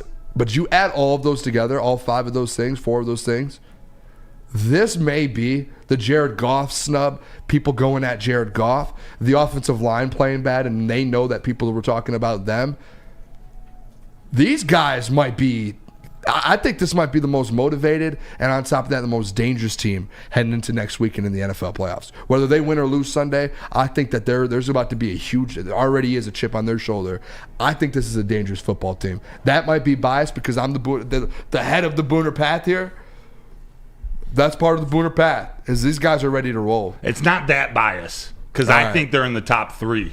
I think they're one. And just because I haven't thought it all the way through, I'm not going to commit to number 1, but I might talk myself into it in the next 2 minutes. But I put the Lions, the Bills, if they sneak in, they're hot right now. And they might sneak into a 2 seed, and the Philadelphia Eagles, which I know probably makes no sense to you guys, but you get a team like that into the postseason, whether it's the 2 or the 5 seed, especially the 2 seed, they're built for a playoff run. They've been through a playoff run. We talked about all the guys that they re-signed, they chose instead of Ceedy Duce. those are also guys who have been in the playoffs. So you get them there with an offensive line with 5 Pro Bowlers on the offensive line, a Pro Bowl fullback, a Pro Bowl running back, first alternate quarterback, and a Pro Bowl receiver. That, and not named Devontae Smith, that can be dangerous. Yeah. And although the defense has played that garbage. The defense has been garbage, but we still think like they have names, like they have players, big names. It they just hasn't the switch, worked it's yet. a scary team. Yeah, at so the end of the day. I'm not saying it's gonna work, but if it does, watch out. Yeah. So that's where I'm at, guys. What do you guys think? Who's the most kind of motivated and scary kind of team going into the playoffs? The Lions up there? The Lions will be the most dangerous depending on what they do Sunday. If they come out and beat the Vikings like I think they'll beat the Vikings, put their face in the dirt, then I feel like they're the most dangerous team going into the playoffs. But right now, I got to give it to Joe Flacco and the Browns just because of how good their defense is. They have a game-changing defense. They just need subpar quarterback play, and they're going to be okay. So right now, I have them as the most dangerous. They can make some noise. I also like the Bills pick by Broder, but I like that. I love the Bills one. But hey, if the Lions come out and blow out the Vikings and really do some damage, I expect them to be the most dangerous team going there. Nick, what do you think? They got embarrassed by the refs on national television for everybody to see, and a huge loss for this whole entire season that we've been building. They are for sure the most dangerous team. The Detroit Lions have something to prove to every single person. They are coming for everybody's neck. Watch out. I would not want to play the Detroit Lions right now. We have a healthy O-line. We're going to run the ball down your throat, set up the play action with Jared Goff, get a healthy Jameson Williams, taking deep shots. CJ coming back. Brian Branch causing havoc over the middle. I would not want to play this Detroit Lions team right now if I was any other contender, and that includes the San Francisco 49ers. Talk to me, Nick. Yeah, Nick. Let's go. Let him cook. Hey, what are you a part of, Nick? Booner Path, baby. Let's go. Everyone drop the Booner Path if you're a part of it. Booner Throw it Path. in the chat. Booner Path. That is it. The most dangerous team in football. That is all part of that's all part of it. That chip on the shoulder. I know you guys wanted to win that Dallas game. Guess what? Everything happens for a reason. I'll keep going back to it. When they make it 30 for 30 and whatever it is, or what is it? It's 30 for 30, right? Not 60. Yeah. With the E60, two different things. But if they make the 30 for 30 in the Detroit Lions after they win the Super Bowl this year, they're going to go back to that Dallas game. That's going to be one of the main pivotal points of it. It's going to be that Dallas game that motivated this team, and they're now the most dangerous team in all of football. I truly believe it. That's why I made that question. Every good story needs a villain. Yes. And it might just be that game or Brad Allen or the NFL referee. Like, seriously, there is a pivotal moment in this season that we're going to look back on. Yeah, the Brad Allen 2 thing, I mean, that is just crazy. He's literally reffing a game Saturday. I can't get over that. A big game. I cannot get over that, man. A huge game. It is like my brain is just like, what is the NFL doing? Don't you wish you had that type of job security? Oh, my God. You could just mess up, completely lie about it. People make mistakes, but when you mess up and double down and then triple down in the NFL, like, it's like... And what are we doing by now? doing that, you're calling our team, a bunch of grown men, you're calling them liars. Yeah. Not just they made a mistake. You guys are liars. That never happened to me. Dan Skipper reported. I know we're not going back there, but we will in the documentary that's made. Hell yeah. Let's go, Nick. Bye-bye, Jerry. That's what we'll call it. Hey, Nick, before we go to the Michigan stuff, you Yeah. said you had a few over-unders for the game here. Oh, no, I don't got them. You don't? I didn't think we were going to do it. Oh, Nick. If you got them. Do you have them? No, I was just going to go through the list. I don't think FD. the lines dropped yet. I don't think they have. They have on for the college games. That's why I was going to do it for the Natty, just to give some people some extra perspective from the man, the myth, the Booner betting legend. So never lost. Should we just go to break a minute early and we'll get into that? When we come back, we're going to talk, and I know you guys, we're going to talk Michigan, Washington. I'm excited about this national championship. We're going to talk about this for a little bit. We do not have a show Monday. Instead of the show on Monday, we're going to do a live watch party national championship. I think all of us, I'm going to be here for sure. I'm going to be here. Right in my spot right there where I am for the Lions games in the last game. I'm going to be sitting right there, and I'm going to tell you what, I made a couple texts today, couple ideas. If the Michigan Wolverines win the national championship, there will be not a Kool-Aid celebration. There will be a Michigan version of a national championship celebration. Michigan version? On Monday night.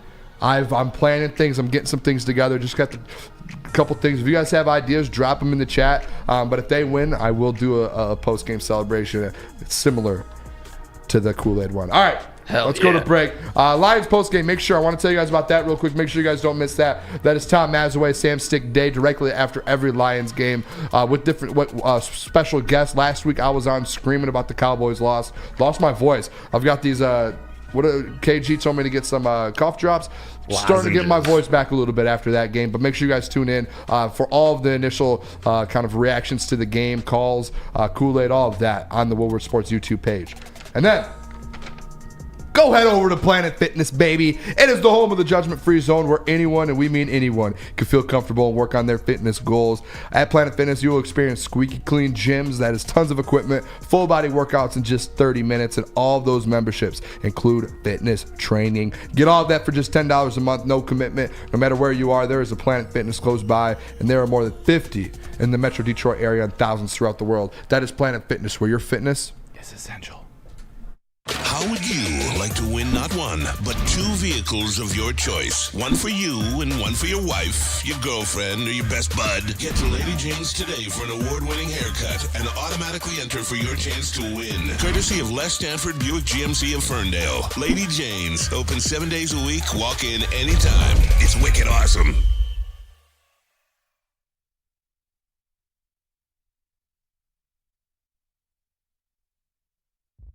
Brace yourselves, Detroit. As the sun begins to set, two of Woodward Sports' brightest young stars will be taking the mic for a brand new show. Woodward Nights with Booner and Broder. The dog days in Detroit are over, and the boys are unleashed. Join in on the banter and hop on the bandwagon of the #1 night show on the internet. Tune into the Woodward Sports YouTube channel every weeknight from 8 to 10 p.m. Woodward Nights with Booner and Broder.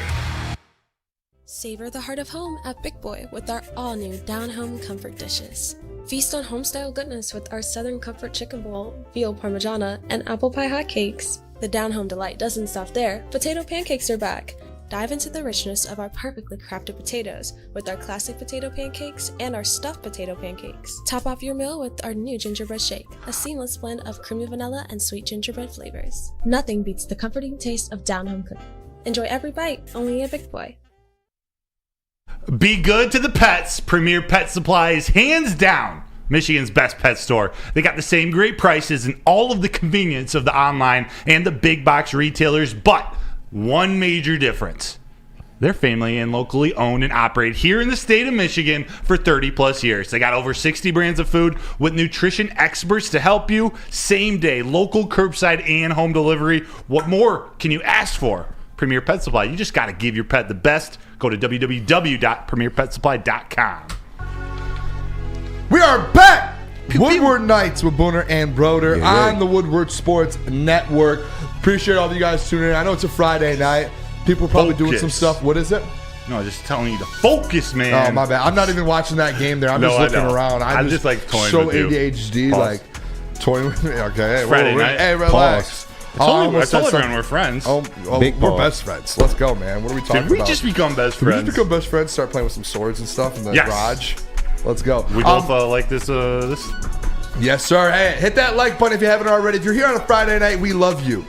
I truly mean that. I love every one of you. Hit the like button for us. Let's get over 100 and something likes here. Let's talk about it, though. The Michigan Wolverines. They are playing for a national championship on Monday night versus the Washington Huskies.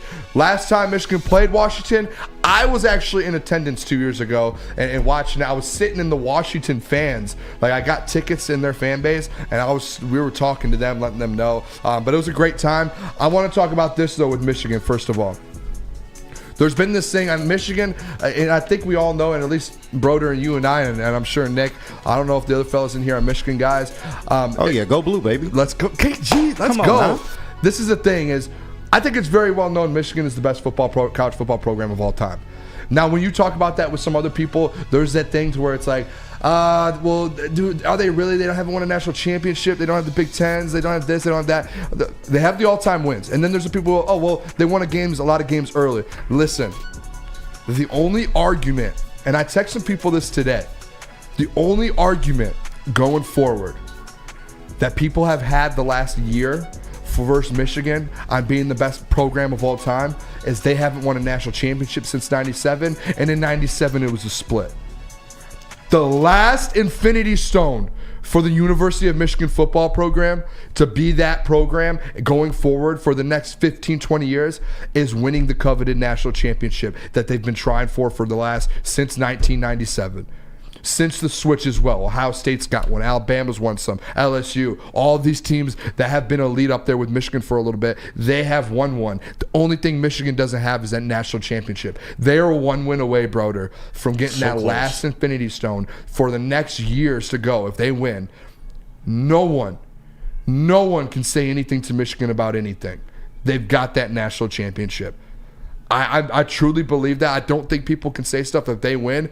It's going to be I think it's going to be a tougher game than people think. Like, I know Neil's been going off saying, "Oh, it's going to be a blowout." Like, I think he's setting something up, because I think if you and I know Neil knows college football. Neil, I know I watch college football every Saturday. Neil does as well. He knows college football. He knows what he's. Now, I wouldn't be surprised if it's a double-digit win, yes, but I think it's going to end up being a one-possession game, close game. Washington, they deserve credit. They're a lot better than what people are giving them credit for. And I think Neil knows that. I think there's a setup going on. What are your thoughts on this game? Yeah. Do you agree with me, too? The Infinity Stone, like, this is the final piece of that. Yeah, and it's what we've been saying all year, natty or bust. Like, we celebrated Alabama, we celebrated Ohio State. Those are very important games. But this season comes down to this next game, and it's a failure if they don't win the national championship against Washington. And this next comment I'm going to make isn't directed at Washington and any kind of negativity, but I do believe that the only team that can beat Michigan is Michigan.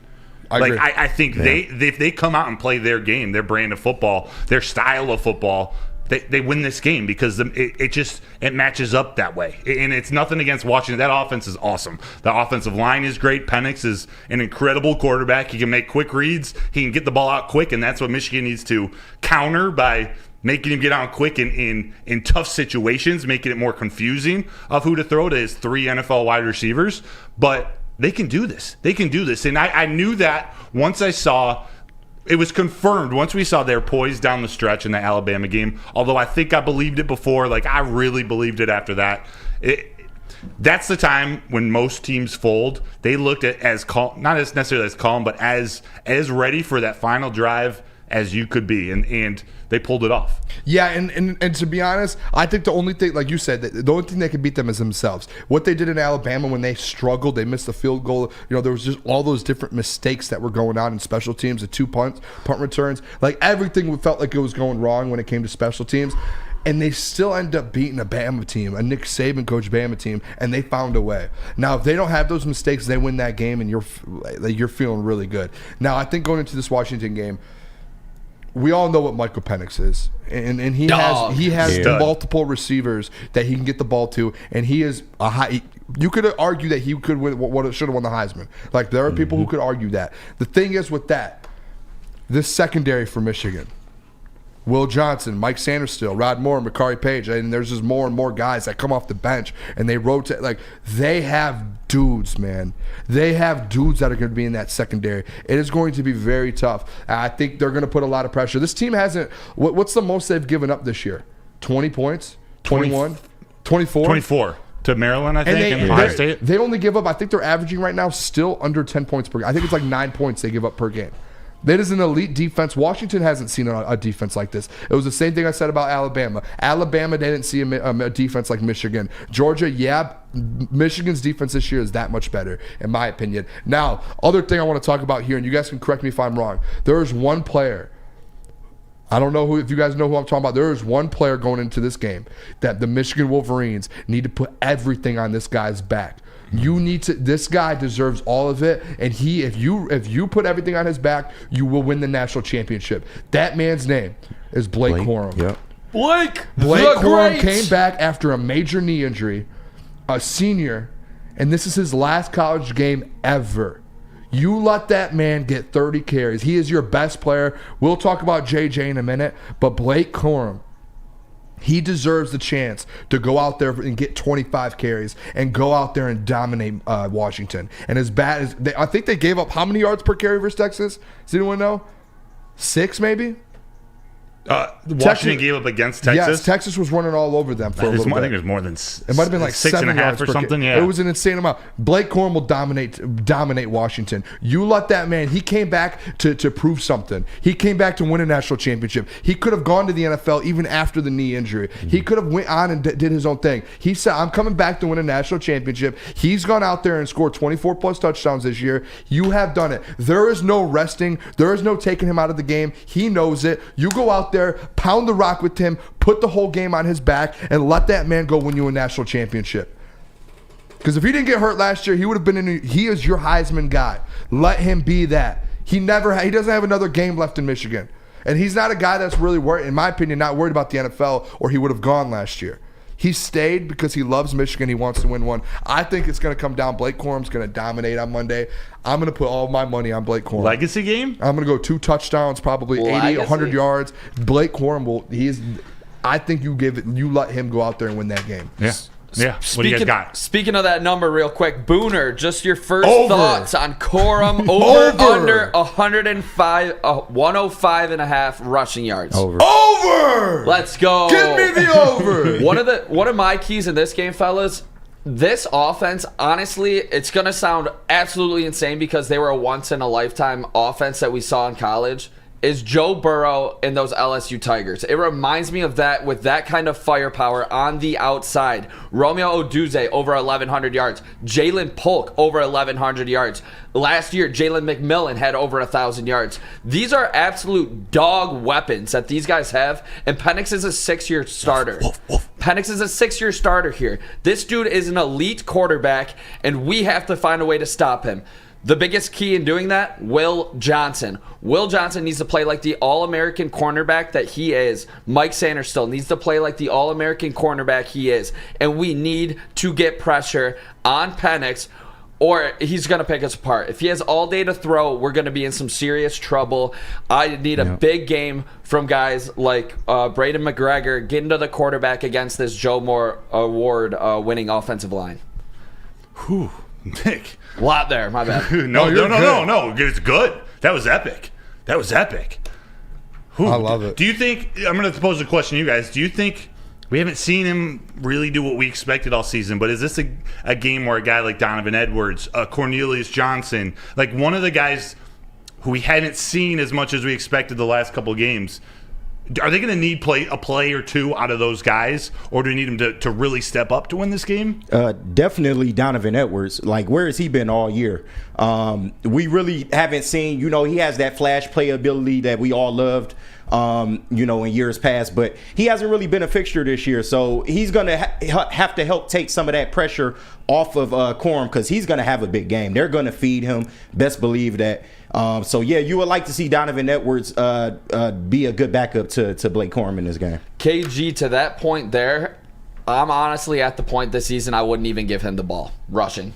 No, yeah, I would strictly throw the today. ball. I am not doing another 2-yard rush up the middle, putting this offense behind the sticks. I'm not doing it. The morning show today, JB asked, and he basically said, he said that potentially Donovan Edwards could be the X factor in the game because he'll help rest Blake Corum throughout the game, like when he needs rest. I think, and I think it was either Flannel or Jeff had the same thought as me. Popped right in my head. I just thought Blake Corum deserves every carry. Yeah. If he gets tired, there's no way. I don't know Blake Corum personally, but I've seen him play 4 years. Like, I know that man will go out there and he's carried the ball 25 times plus in a game before. He will do it if he has to. On the national championship game, he's one of those guys the last 2 years that has stayed and watched those celebrations after and has taken all that in, saying, we're not letting this happen. We're winning it all next year. Put it on his back. I want to do this as well too. I want to give some credit to JJ McCarthy, because I think Monday is a legacy game for him as well. Absolutely. I know Blake, yes, we're talking about giving him the ball 25 times, but JJ, when he does have to, when they do play action, let him make plays. That is a man. He made plays last week for Bama. You have to see it Monday. This is a legacy game for him. People are calling him the best quarterback ever at Michigan. You have to go out there and prove Jim it. Harbaugh. Yes, Tom Brady. Like, you have to go out there and do it. I have faith that he does. There's this narrative that he doesn't play good in big games. He's played good versus Ohio State twice. He's played good. He just played good here. The only bad game he's ever had really is TCU. Yeah. And after those 2 pick sixes, which yes, those were big, he did go out and brought them back. So he does play good in big games. Like that narrative is very bad. Remember, he's only lost 1 game in his career. And I know there's stretches where he doesn't throw touchdown. When he's put in positions to make plays, 95% of the time he does it. And that's what you want out of it. I think JJ, I think it's a legacy game for him. And when I say legacy, I truly, like, this isn't just throwing around legacy. Like, no, this is a national championship game for the University of Michigan, and you're the starting quarterback. This is as big of a legacy game as it gets. That your whole name is on the line in this game. He knows it, and I think he steps up to it. What's an acceptable stat line for him in this game? Speaking of that, KG, I had a number for you. If you're ready for it. I want to get Booner and Broder's take on this one. KG, you as well. His over-under for passing yards is set at 190.5. I'm taking the over. I think the stat line he had versus Alabama, he had 220, 3 touchdowns. Yeah. If he gives me 200 yards and 2 touchdowns and doesn't have a turnover, that's a legacy game. Yeah. Because I mean, in college, you know how Michigan is. They're not that's not a team where he's got to go out there and throw 5 touchdowns like C.J. Stroud did at Ohio State. Yeah. He doesn't have to do that. He just needs to get you 2 touchdowns, 200 yards. Let Blake Corum get 2 touchdowns on the ground. You win that game 28-14, 28-17. And a couple massive plays in that Alabama game was J.J. McCarthy getting out with his legs, which I believe he's going to have to do again here. And speaking of that number, his over-under is at 25.5 rushing yards. What do you guys think on there? It's possible. What was it? Over-under 25.5. I think over both of those. I would as well. I'm going to take under. J.J. McCarthy, 25.5? Yeah. I'm going to take under. Even if they design runs for him. What people don't understand with quarterback rushing is sacks count as negative yards for rushing. So like last week he had a 16-yard carry. He had a couple. He had 2 or 3 like pretty good getaways and big plays. He only rushed for 25 total yards. I think he's going to have some designed runs in this game as well. Like versus Iowa, he had negative 35 yards because he got sacked 4 times. Iowa's not Alabama or Washington, though. So what do you think his highest rushing game is this year? Without looking, he hasn't had to run the ball. That's my point, Booner. 30 yards, 30-something yards. I know. That's my point. Is he hasn't had to rush the ball in the biggest games. You need your quarterback to be able to pick up those key yards, and I think he will in this game. That's fair. Very good point. That's fair. All right. Do we have game predictions? You guys want to do that? Let's do it. I don't have a score prediction, but I can think of one in my head real quick. All right. I'll let you go first. I'm going to go Michigan. Go around this way. Michigan 34, Washington 21. 34-21. Put it on the board. Michigan's going to be national champions on Monday night. Maybe Tuesday morning. KG, what do you think? Give me Michigan 30-28. Wow. It's a close one. Yeah, it's going to be a shootout, though. That's big that. Bear. Nick? I really liked Broder's number there with Michigan at 34. And I'm going to go with Washington 28. I think they're going to have the ball with a chance to win this game late, similar like to what we saw with Texas. Touchdown to win the game. And our defense stands up once again. Michigan reclaims the national championship and brings it home to Ann Arbor. Let's go, boys. I love it. I'm gonna go Michigan 27, Washington 24. 3-point game. I said I think it's a close one on one possession. Kind of similar to Nick. They're going to have a chance maybe. Defense gets a stop. I don't think they get over 24 points. I almost wanted to actually go 27-17. But I just feel like it's going to be a close game. It's going to be a war, man. It's going to be a war. And I really hope it's not. I hope it ends up being a double-digit lead like Neil's talking about. I really do. But it's a national championship, baby. Buckle in. Michigan's the best team in football. You know, I'm switching my score prediction. Michigan's the best team in football, and they have the best defense in football. Michigan 27, Washington 17. They win by 10.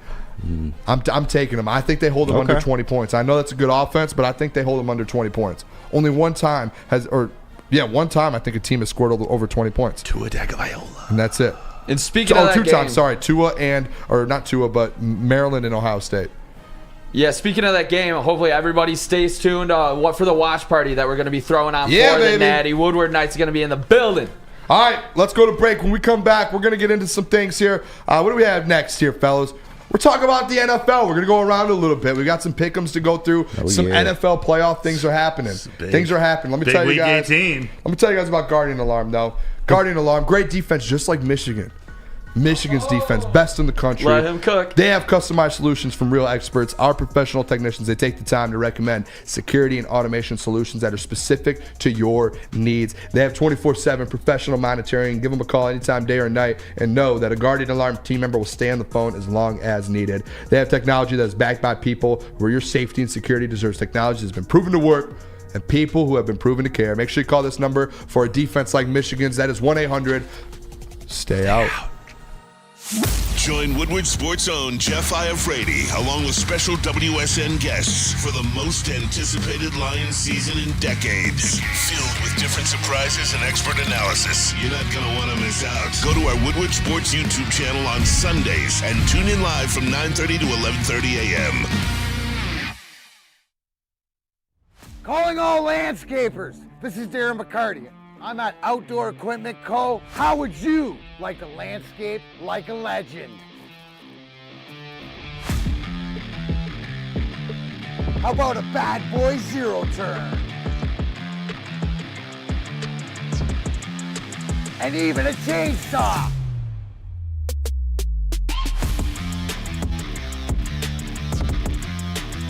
And even a weed whipper.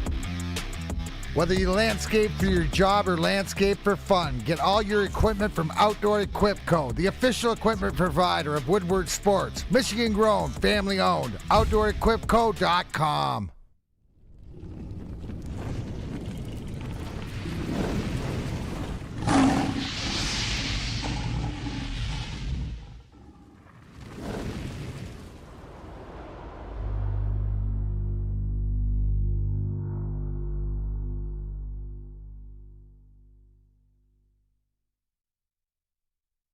For over 60 years, Fairway Packing Company has provided Michigan's finest restaurants, hotels, and casinos with prime beef, dry-aged beef, and Wagyu beef. You can experience the Fairway difference and get all that beef for yourself by visiting their steak shop in Grosse Pointe Woods. Or you can just order them online and pick them up. It is at fairwaypacking.com. Fairway, baby. All right, welcome back. Woodward Nights with Booner and Broder on the Woodward Sports Network. Appreciate you guys locking in Friday night. Don't know if you guys are going out, what's going on, but we love you guys. We do. This is awesome. All right, make sure you guys hit that like button as well. Forgot about that. Almost forgot. Should we? Well, we just learned about this Twitter news. Ceedy Duce. There's a lot of stuff going on Twitter right now with CJ Gardner. He's been Ceedy retweeting Duce. Woodward Nights, baby. He did. We put up a post. There was a post that was put up, one of our clips. Let's go. Head to Twitter, maybe. Of us defending Ceedy Duce, and he did retweet it. Let's go. He did. There's like a battle going on though between Ceedy and Easy, and it's turned into like an Easy versus everybody. It's like Easy versus Woodward and CJ Gardner-Johnson. Yeah, they're fighting for his life. I love Easy, but it's just like one of the more funnier, like the world we live in and the position we're in with our job that there's a battle between Easy and Woodward Sports, and Ceedy Duce is on Woodward Sports going at Easy. Like it's crazy the world we live in, man. That's why we appreciate all of you guys for tuning in. You guys keep this thing rolling. Also, man. shout out to Woodward Sports. Like this platform is what allows this stuff to happen. It's crazy. Sometimes there's craziness. Sometimes you agree with us. Sometimes you don't. But like the fact we're on YouTube, we can say what we want. You know. This is value. You can't do that, and it's not a shot at any other network or like. This is just the new media. We're trying to take this over, and this is part of how we do it. We are taking it over. Hey, guess what? I guess who? I'm going to try and figure this out in the next 24 hours. I might bring a new recruit onto the Booner Path with all of you guys. Ceedy Duce might be on the Booner Path. That might be a thing. Ceedy Duce, if you're watching right now, the Booner Path, it is open. And that's a path to the Super Bowl for the Detroit Lions, by the way. All right. Respectfully, I think Ceedy just wants everyone else on his path. Like he's a win. I'm messing with it. Whoa, what's going on? Why, what? You're supposed to be like, yeah, Ceedy, hop on the Booner Path. Come on. No, yeah. That's what he's saying to his team. Hop on my path. Yeah, I'm a winner. He can tell his teammates, Booner's got a path for us to go to the Super Bowl, and all of the supporters and the listeners out there on that path. Let's go, fellas. All right, let's get into it. Around the NFL. Can you give us the records here too? Sure. We're going to do our pick 'em for around the NFL, and through each game, I'm going to give out as well kind of the meaning of each game. There's like playoff implications. There's different things, so I will throw it out there so the people, all of you guys, can do that. So someone said open the phone lines. I don't know if we. We might have to, but Maybe we still have a lot for like 22 minutes to go. I know. So we'll get through this fast. This is our regular season. I don't know if we're our regular season championship, but we're down to the final week. We've done 137 games. We made 137 picks. Right now, Booner, you are in fourth place with a 71-66 record. Nick, you're coming in hot at third. 75-61. KG and the TD booth, 78-59, baby, at second place. I have a 3-game lead on KG for first place at 81-56. How many games am I Are we going to go around? You're 10 games back. Are we going around this way today? We're starting with me. Okay, so we can try to make up some ground here. The kind of thought process. If you want. Well, no, the thought process on this is there's only a certain amount of games left in the NFL. Broder has a pretty good lead, so we figured just to give people a chance. I like a little bit of chaos if you guys haven't already found out. I'm okay with that. So I want to do that. Let's do this. Shout out to Answer 14, baby. Dropping a dime for the best Detroit sports gig. Let's go. Thank you so much. Thanks everyone for your support. Shout out. First game here. Steelers are 3-point favorites versus the Ravens. The Steelers need a win to make the playoffs, and at the same time, if they win, they need either a Bills or a Jags loss to get in. A couple things to kind of happen for them. Broder, who are you taking? I'm going with the Steelers. Love Mason Rudolph, baby. Love it. I'm going with the Steelers. You said the Steelers are a 3-point favorites. Yep. Ravens no are sitting a lot of Lamar guys. Jackson. Lamar's out. Tyler Huntley. Screw it. Give me the Steelers, man. Let's go. Nick, I'll take that. This is one of those spots, you know. Pro Bowler Tyler Huntley. Pro Bowler. You MFer. I was about to say it. Let's go. Give me Tyler Huntley and the Ravens flock. I typically would go opposite because I'm in last place right now, but I'm going to go Steelers to be safe. I don't think I would catch one on. I think the Steelers win this. Next one, I don't have the favor here, but Colts versus the Texans on the road. This game right here, the winner of it gets in the playoffs. The winner gets in the playoffs, and I think if the Jags lose, I think the winner may win the division as well. But no matter what, the winner of Colts-Texans gets a playoff bid for the wild card. Broder, who you going, Colts or Texans? So to be clear, this is the only one I hadn't picked before this moment. I have all my picks done, but I was waiting for the gut feeling when you brought this up. And I'm going to go with the Colts. Okay. I was honestly, I think I was thinking Texans most of the day, but something hit me. I'm going Colts. I love that wide receiver crew and Gardner-Minshew. Ooh, that rhymed. That did. Right. KG, what are you going? Give me the better quarterback. That's C.J. Stroud. They're at home. Give me the Texans. It's in Indy. I'm sorry. I said it's in Indy? Yep. Still give me the Texans. I'll take them. All right. Nick? Yeah, I've picked C.J. Stroud and Nico Collins all damn year. They've been pretty good for me, honestly. I'm gonna stick it out with the Texans here. Give me the rookie making the playoffs in his first season, C.J. Stroud, the former Buckeye.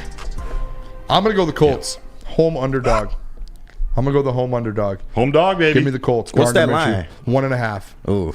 It's 1.5. This game, Titans at the Jags. If the Jags win, they win the division. And I know it's kind of weird because the Titans are kind of out of it, and the Jags are 4-point favorites on the road.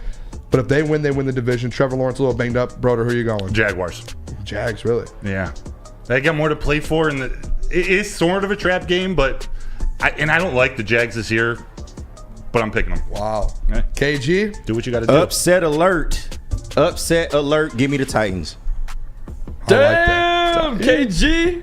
Nick? That's bold. I'm going with the Jags here. I just think they're in a really big spot. They need a dub, and I think they get it. I'm gonna go the Titans. I'm with KG. Yeah. Will Levis starting? Mike Vrabel. Mayo coffee for the win, man. But yeah, Will. What's his name? Tannehill? Mike Vrabel. Yeah. That man, he doesn't have a contract yet to get extended. He always is ready to go. I think he ends up in New England after this year. Well, but I'm gonna go Vrabels. I'm gonna go Vraves on this one. I'm gonna hit Vraves on that. All right, Saints at Falcons. This is a playoff situation, but things have to happen. So if the Falcons win, they can win the division with the Bucs loss. So the Falcons, if they take care of the business, they can win the division with the Bucs loss. The Saints need to win, and they need a little bit of help to help them get in the playoffs. But the Falcons, I believe they're at home. They have a chance here. Or no, they're away. They're on the road. They're 3-point underdogs on the road. Who are you going, Broder? Give me the Saints. Nolans. Wow. Oh yeah. Give me the Saints. Wow. I got a feeling. KG, where are you going? Who that say they gonna beat them Saints? Give me the Saints, baby. I was leaning Saints all the way, but I need to pick up some points here. Sure do there, Jack. But you know what? I'm just going for the better record. I think the Saints win. They just beat the Bucks by 10 in Tampa. I think they continue because with Falcons coming into town and they're not coming in with a win. I'm going to do this. Give me the Saints. I'm going to go against you guys. Falcons have a chance to win the division somehow, some way. They need to win that game to win the division. I'm taking the Falcons. Go with them. If they have a chance to win the division, I'm going to take teams this week and they have a chance to win the. Actually, I didn't take the Jags. Dirty Bird. I don't believe in Arthur Smith, man. Me either. It's but over for him. Imagine though if he ends up somehow winning that division and the Bucks lose, and they're like, they just won the division. Can you really get rid of him? Yeah, he's coaching for his job, so I wouldn't be surprised if they pull out. What do you do there? I just had a bad thought. This is a big one. Packers at the Bears. I know it's a weird game because the Bears are kind of eliminated, but this is a spoiler game. It's in Green Bay. They're 3-point favorites. Packers win. They're in the playoffs. They need a win to get in the playoffs to clinch their spot. Broder, who you going? Windy. It's windy in the city. I'm going with the Bears. Well, it's in Justin Green Bay, Fields is playing. What? It's in Green Bay. Yeah, so? And the Windy City is blowing over to Minnesota, Wisconsin. I'm sounding like an idiot here, but no. Bears are going in Justin Fields. He's playing for. He's playing for a new team. It's a big moment. I don't know. The Bears are sneaky, man. I don't know. KG, what are you doing? I already know what I'm going with this one, fellas. Is the Packers? They are in Lambeau, right? They're in Lambeau. Win and they get in. F the Packers. Give me the Packers. Woo, I like FTP, baby. FTP. F the Packers. Give me the Packers. I like that one, KG. I'm with Broder here. Give me the Bears. Justin Fields. I believe in Justin Fields against this Packer team. I'm not in love with these Packers. I said I did want to see them in the playoffs just because what they did to us on Thanksgiving, but Justin Fields is fighting for his right to stay in Chicago. Give me Justin Fields. He won't be there. Nick, you are a character, man. I'm going the Packers. You are a character. I'm going to skip the Seahawks game because we were running out of time. I'm going to go this. This is the biggest game of the weekend. If you guys want to fight the commissioner on skipping a game. If you guys want to do Cardinals at Seahawks and do a quick pick here because we're out of time. Deal. Seahawks. I'll pick Seahawks. You said Seahawks? Yep. Cardinals at Seahawks. Or Seahawks at, I don't know which one it is. Give me the Cardinals, man. It's in Arizona.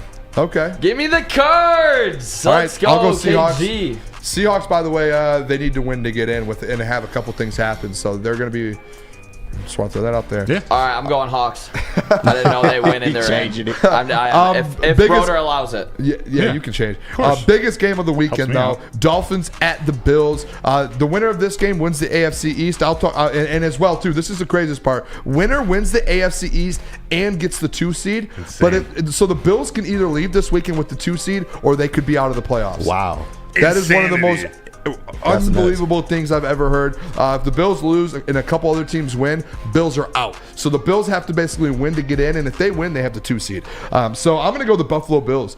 At home, I think they get the job done here, man. Oh, no, they're in Miami. I apologize. Oh. Either way, I think they get the job done. They're 2.5-point favorites on the road. They are going to beat the Dolphins. Tyreek's been beaten up a little bit. Guys on that team, that defense is beaten up. Give me the Buffalo Bills to win the AFC East. Broder. I'm almost made a little switch because I thought it would. My bad. Yeah, I put them in there weird. I apologize. No, that's fine. I'm going to go with the Bills, though. There's too much to play. They're playing well. I don't know. Miami's good at home. I'm going Bills. Bills! KG? Give me Bills Mafia, man. It's going to be a close game, but give me Bills Mafia in that. The Miami Dolphins got embarrassed last time they played the Bills. That was a huge game for the Bills. In Buffalo. In Buffalo. Everything's looking against these Dolphins right now. They can't. And when things are down, they gotta come up, baby. Fins up. Give me the Dolphins. Let's go. We're putting this fairy tale ending away for the Bills in this season. They are missing the playoffs after the Dolphins upset them as home dogs. We want Nick on the other side of it, man. Yeah. We want Let him cook. You see Jalen Waddle have to wear all Michigan gear. He placed a bet with their CEO, Thomas Garfinkel. So there's a clip going viral out there. I love that. Yep. All right, we're going to go to break. When we come back, we're going to do our Lions predictions, game predictions, score predictions. We'll get into that. Broder, tell us about Mark White. Mark White, if you're dreaming of a new home but feeling the financial pinch, check out Mark White Real Estate. Mark White and Associates, your trusted real estate experts. They're here to help, and they will pay up to $5,000 of your closing costs. That's right, $5,000. So just call Mark White and Associates today at 248-290-8242 or visit them at markwhitesells.com. Where's the most convenient place to get that big fitness energy? It's Planet Fitness. Join today for just $1 down, $10 a month. With over 2,400 locations and equipment for every workout, you can get in, get energized, and get going. And with free fitness training and most clubs open 24 hours, everyone belongs in the judgment-free zone. So join today for $1 down, $10 a month, no commitment, cancel anytime. Your home is your most important asset. Flexibility in the sales process is key. When you work with Mark White and Associates, you can cancel at any time, for any reason, without penalty. Speaking of flexibility, check this out. Who you work with matters. Hire the best broker in the game.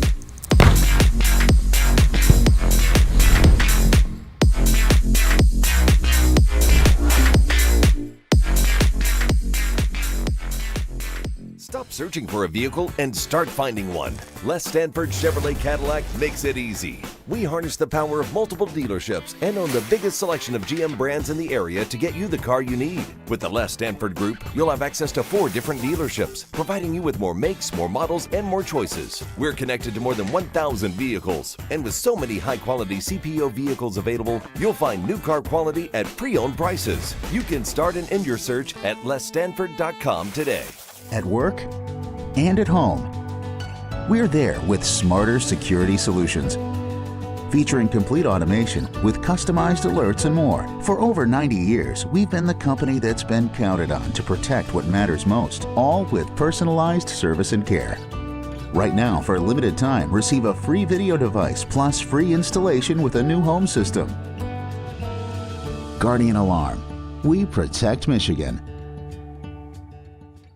Just in time for football. Glorious! Cannabis is dropping a new ice water bubble hash infused pre-roll called Honolulu Blue. It smells so good, it's like the whiff of the first playoff win in 31 years. It's a gassy, aggressive strain named in the honor of Detroit football. If you haven't had one of these ice water pre-rolls, you are missing out. So smooth. Find them at Dispo Dispensary for 25% off, or check them out online at www.gloriouscanna.com. Back, Woodward Nights with Booner and Broder on the Woodward Sports Network. Appreciate you guys locking in here Friday. We're going to do a quick segment here. Make sure you guys hit that like button for us if you haven't already. What are we at here? Does anyone know? What are we sitting at? We are at 954, 107 likes. 107 likes. Let's go. Let's get those likes Love up. you guys. Let's get to 125 here by the end of the show. Where everyone right now, what I want everyone in the chat to do, all the listeners, start dropping your score predictions for this Lions game on Sunday. I know it's a weird game. It's hard to kind of figure out what's going to happen. That's why we did the pregame our show a little different. We didn't do what do we usually do? Keys to the victory. We didn't do any of that. We didn't do game ball just because you don't know what's going to happen. If they go up, guys can take it out. Things are going to happen. But we still, everyone right now, start dropping your score predictions in the chat. What you guys think it is going to be, as well as drop who you think the Lions will end up matching up with in the playoffs. I'm interested to see some people. Broder, I'll start with you with your. Actually, let's do the booth first. KG, I'll start with you. Score prediction. Any of you have like a game prediction that's something you feel like is going to happen? Let's hear it. All right. So, score prediction for the Lions: 28-17. Lions victory. Who they play in the playoffs? Green Bay. I got Green Bay, but we all know the NFL wants to script that Rams matchup, so be on the lookout for that. But Lions come in, the offense gets going, they get a lead, they put Teddy Two Gloves in toward the end, and they'll sub out some of their starters, but not all of them. So yeah, but Lions in a victory. I love it. One side, let me hit you with one of these. Let's go. I'm right there with you, KG. I'm going 27-10. I think our defense completely dominates this game. I do not. I think we're going to be able to cause turnovers. CJ coming back. Kirby gets a pick. One for Iffy. Maybe one for Branch. Can he throw 8 interceptions in one season against the Lions? Yes, and you're going to see it at Ford Field. The Detroit Lions end the regular season 12-5, coming in hot for the playoffs. Booner, what you got? I'm just going to go straight up here. First of all, I hope CJ Gardner-Johnson or one of those secondary guys get a pick. Yeah. I hope there's turnovers. I want to see this offense get back off to a hot start. And that's going to happen. Detroit Lions are going to score 30-plus points on Saturday or Sunday. They're going to score 37 points. And then the Vikings, 37-24. That's my score prediction. Vikings win? No, Lions. Okay, good. Whoa, where'd you get that? You said Vikings 37-24. 37-24 Vikings 24. I mean, got you. That's where I got confused. What I'm saying is they have the 24. You think the Vikings put up 24 points? This is what's going to happen. And remember, don't forget, I have the script. I've done this a couple times this year. I've been very close to predicting the score. The first Green Bay game, I kind of went about this in this sense. Is I think the Lions are going to get up to a pretty good lead. It's going to be like 17-7, 17-3, 21-7, something like that. And then in the second half, you're going to see different players coming in, different rotations. Vikings, the defense is going to have some guys come out on our end. Vikings are going to get a couple second half touchdowns, just like garbage time touchdowns like the Packers did a couple earlier in the year. I think that's what happens, and I think they end up getting 24 just based off of a touchdown or two towards the end of the game. So, yeah. Broder? Yes. I'm going to go with 28-27 Lions over Vikings. It's probably just cleaner coming into the studio. Thought we were about to. Yes. No, we're good. We're good. 28-27. I do think this comes down to the. I don't know if it's a Lions comeback on the last drive or the Vikings just keeping it close, but I think Teddy Bridgewater is going to do something in the fourth quarter that just gives us a little bit of excitement. So. Hey, and I wanted to real quick. Rams is who I would pick to play. Or not Rams. Yep. I mean Packers. I'm sorry, Packers. I would rather play the Packers. I just don't want the storyline with the Stafford. Is that who you rather play or what you think is going to happen? What I think is going to happen? I think the Rams. Or actually, no, I think the Packers. Because I think the only thing what needs to happen for us to play the Packers, I think the Packers win and Rams loss. And I think the Rams lose because no one's playing, and I think the Packers win, and then you end up getting matched up with the Packers. I picked the Bears to win, so I guess I'm going with the Los Angeles Rams. Ooh. Also, being in media, that is the story. Like that. I guess for can't us, work out any better. I guess for us next week, best case scenario for us is a show and it is a network. The whole Stafford stuff would probably be the best. That's just what it is. All right. Let's go to break. When we come back, we're going to get into mailbag. Everyone, a lot of questions you guys can ask today. A lot of stuff happened. Make sure you guys drop those questions. Nick, tell us about Planet Fitness. Yes, sir. Planet Fitness, it's home of the judgment-free zone where anyone, and we mean anyone, can feel comfortable and work on their fitness goals. At Planet Fitness, you'll experience a squeaky clean gym that has a full-body workout in just 30 minutes, and all memberships include fitness training. You get all this for just $10 a month. No matter where you are, there's a Planet Fitness nearby with 50 in Metro Detroit and thousands more throughout the world. Check out Planet Fitness, where fitness is essential. Woodward Sports' own Tom Mazaway and Sam Stick Day will be hosting our Lions postgame show after every Lions game all season long. Tune into the Woodward Sports YouTube channel for his hot off the press takes, game analysis, and Kool-Aid sipping celebrations. You won't want to miss it. Join Maz, Stick, and special guests each week immediately following every Lions game, exclusively on the WSN YouTube channel.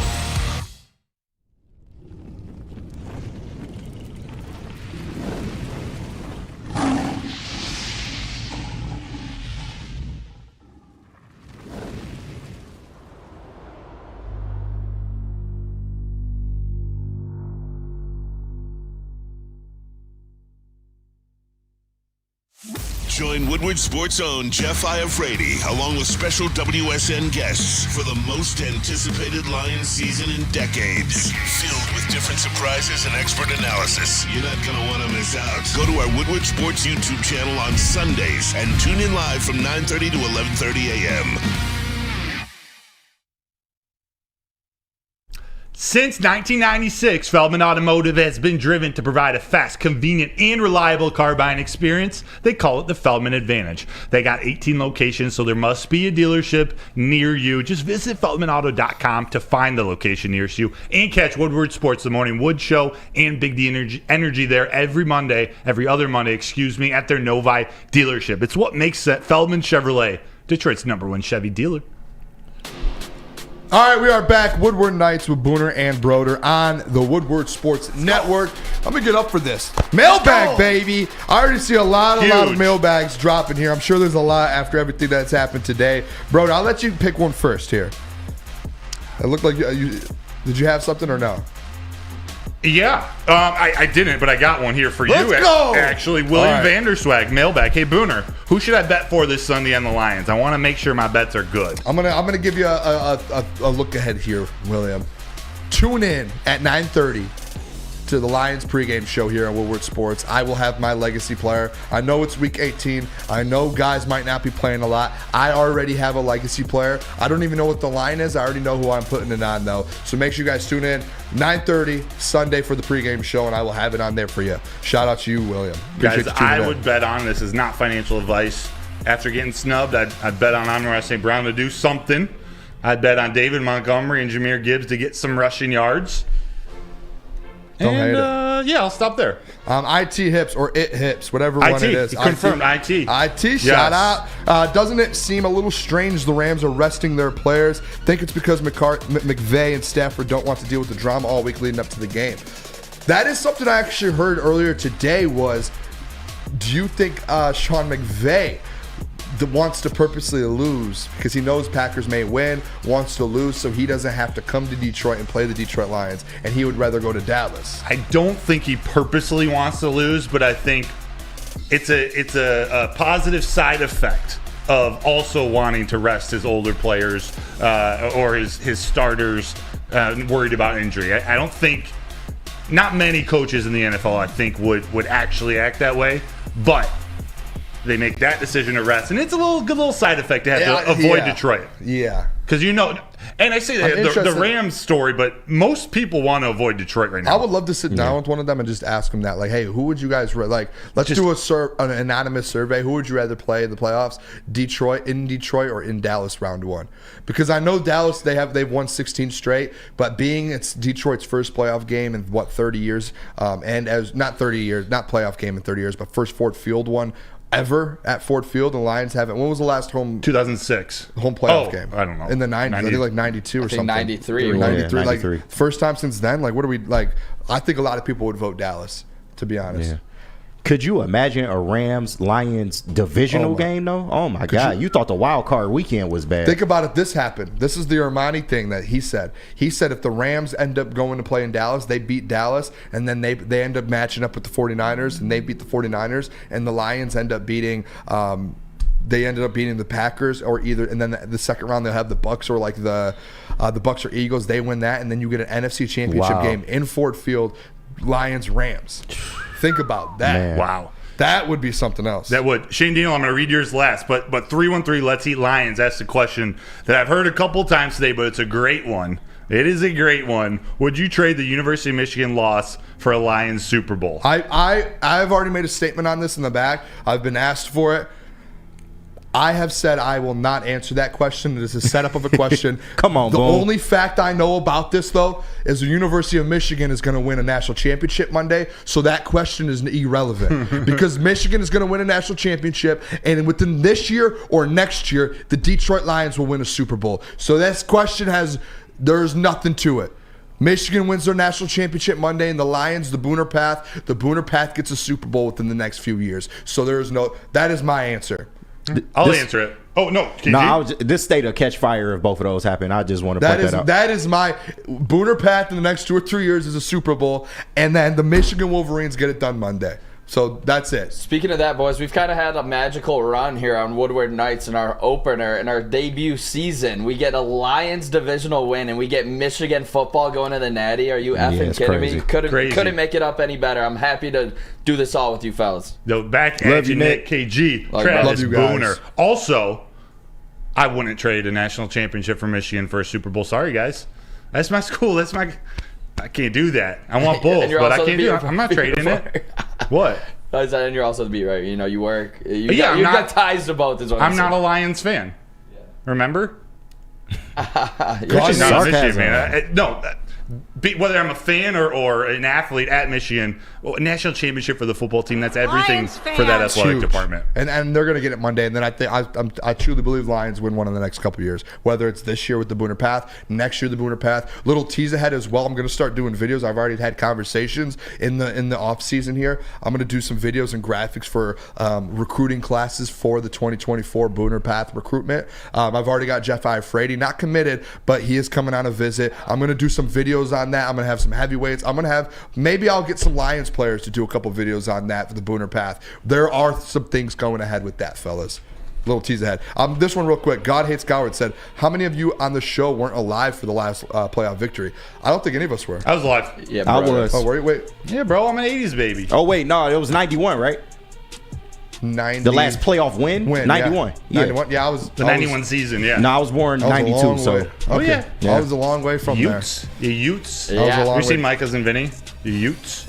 Am I missing any here? Yeah, I'm gonna get the last one. Hit it. I just want to make sure we're not missing any. On the way, we gotta go. This is the man, Shane Daniel. So mailbag. Here's my good news from earlier. Just found out today our due date got moved to the week after the Super Bowl. So winning the Super Bowl is our destiny. And I predicted it a month ago here. Shane Daniel. Let's go. Let's the Path go, is alive, baby. Shout out Shane Daniel. Hey, go Blue. Make sure you check out that live stream coming up on Monday for the Natty. Let's go. I appreciate all of you guys tuning in. We all appreciate you guys a ton. Like Nick said, live stream Monday, Sunday. We have the pregame show at 9:30, 8 a.m. We have Woodward and Maine, and then we have the watch party as well during the Lions game, following with the postgame show, and then all the shows on Monday, minus Woodward Nights. We have the national championship live stream. Tune in. We appreciate all of you guys. On your way out, spam the chat. Lions, baby, and Booner Path. Let's go. We'll see you guys on Sunday. And go Blue. And go Blue. Love you guys. Jules, my G's.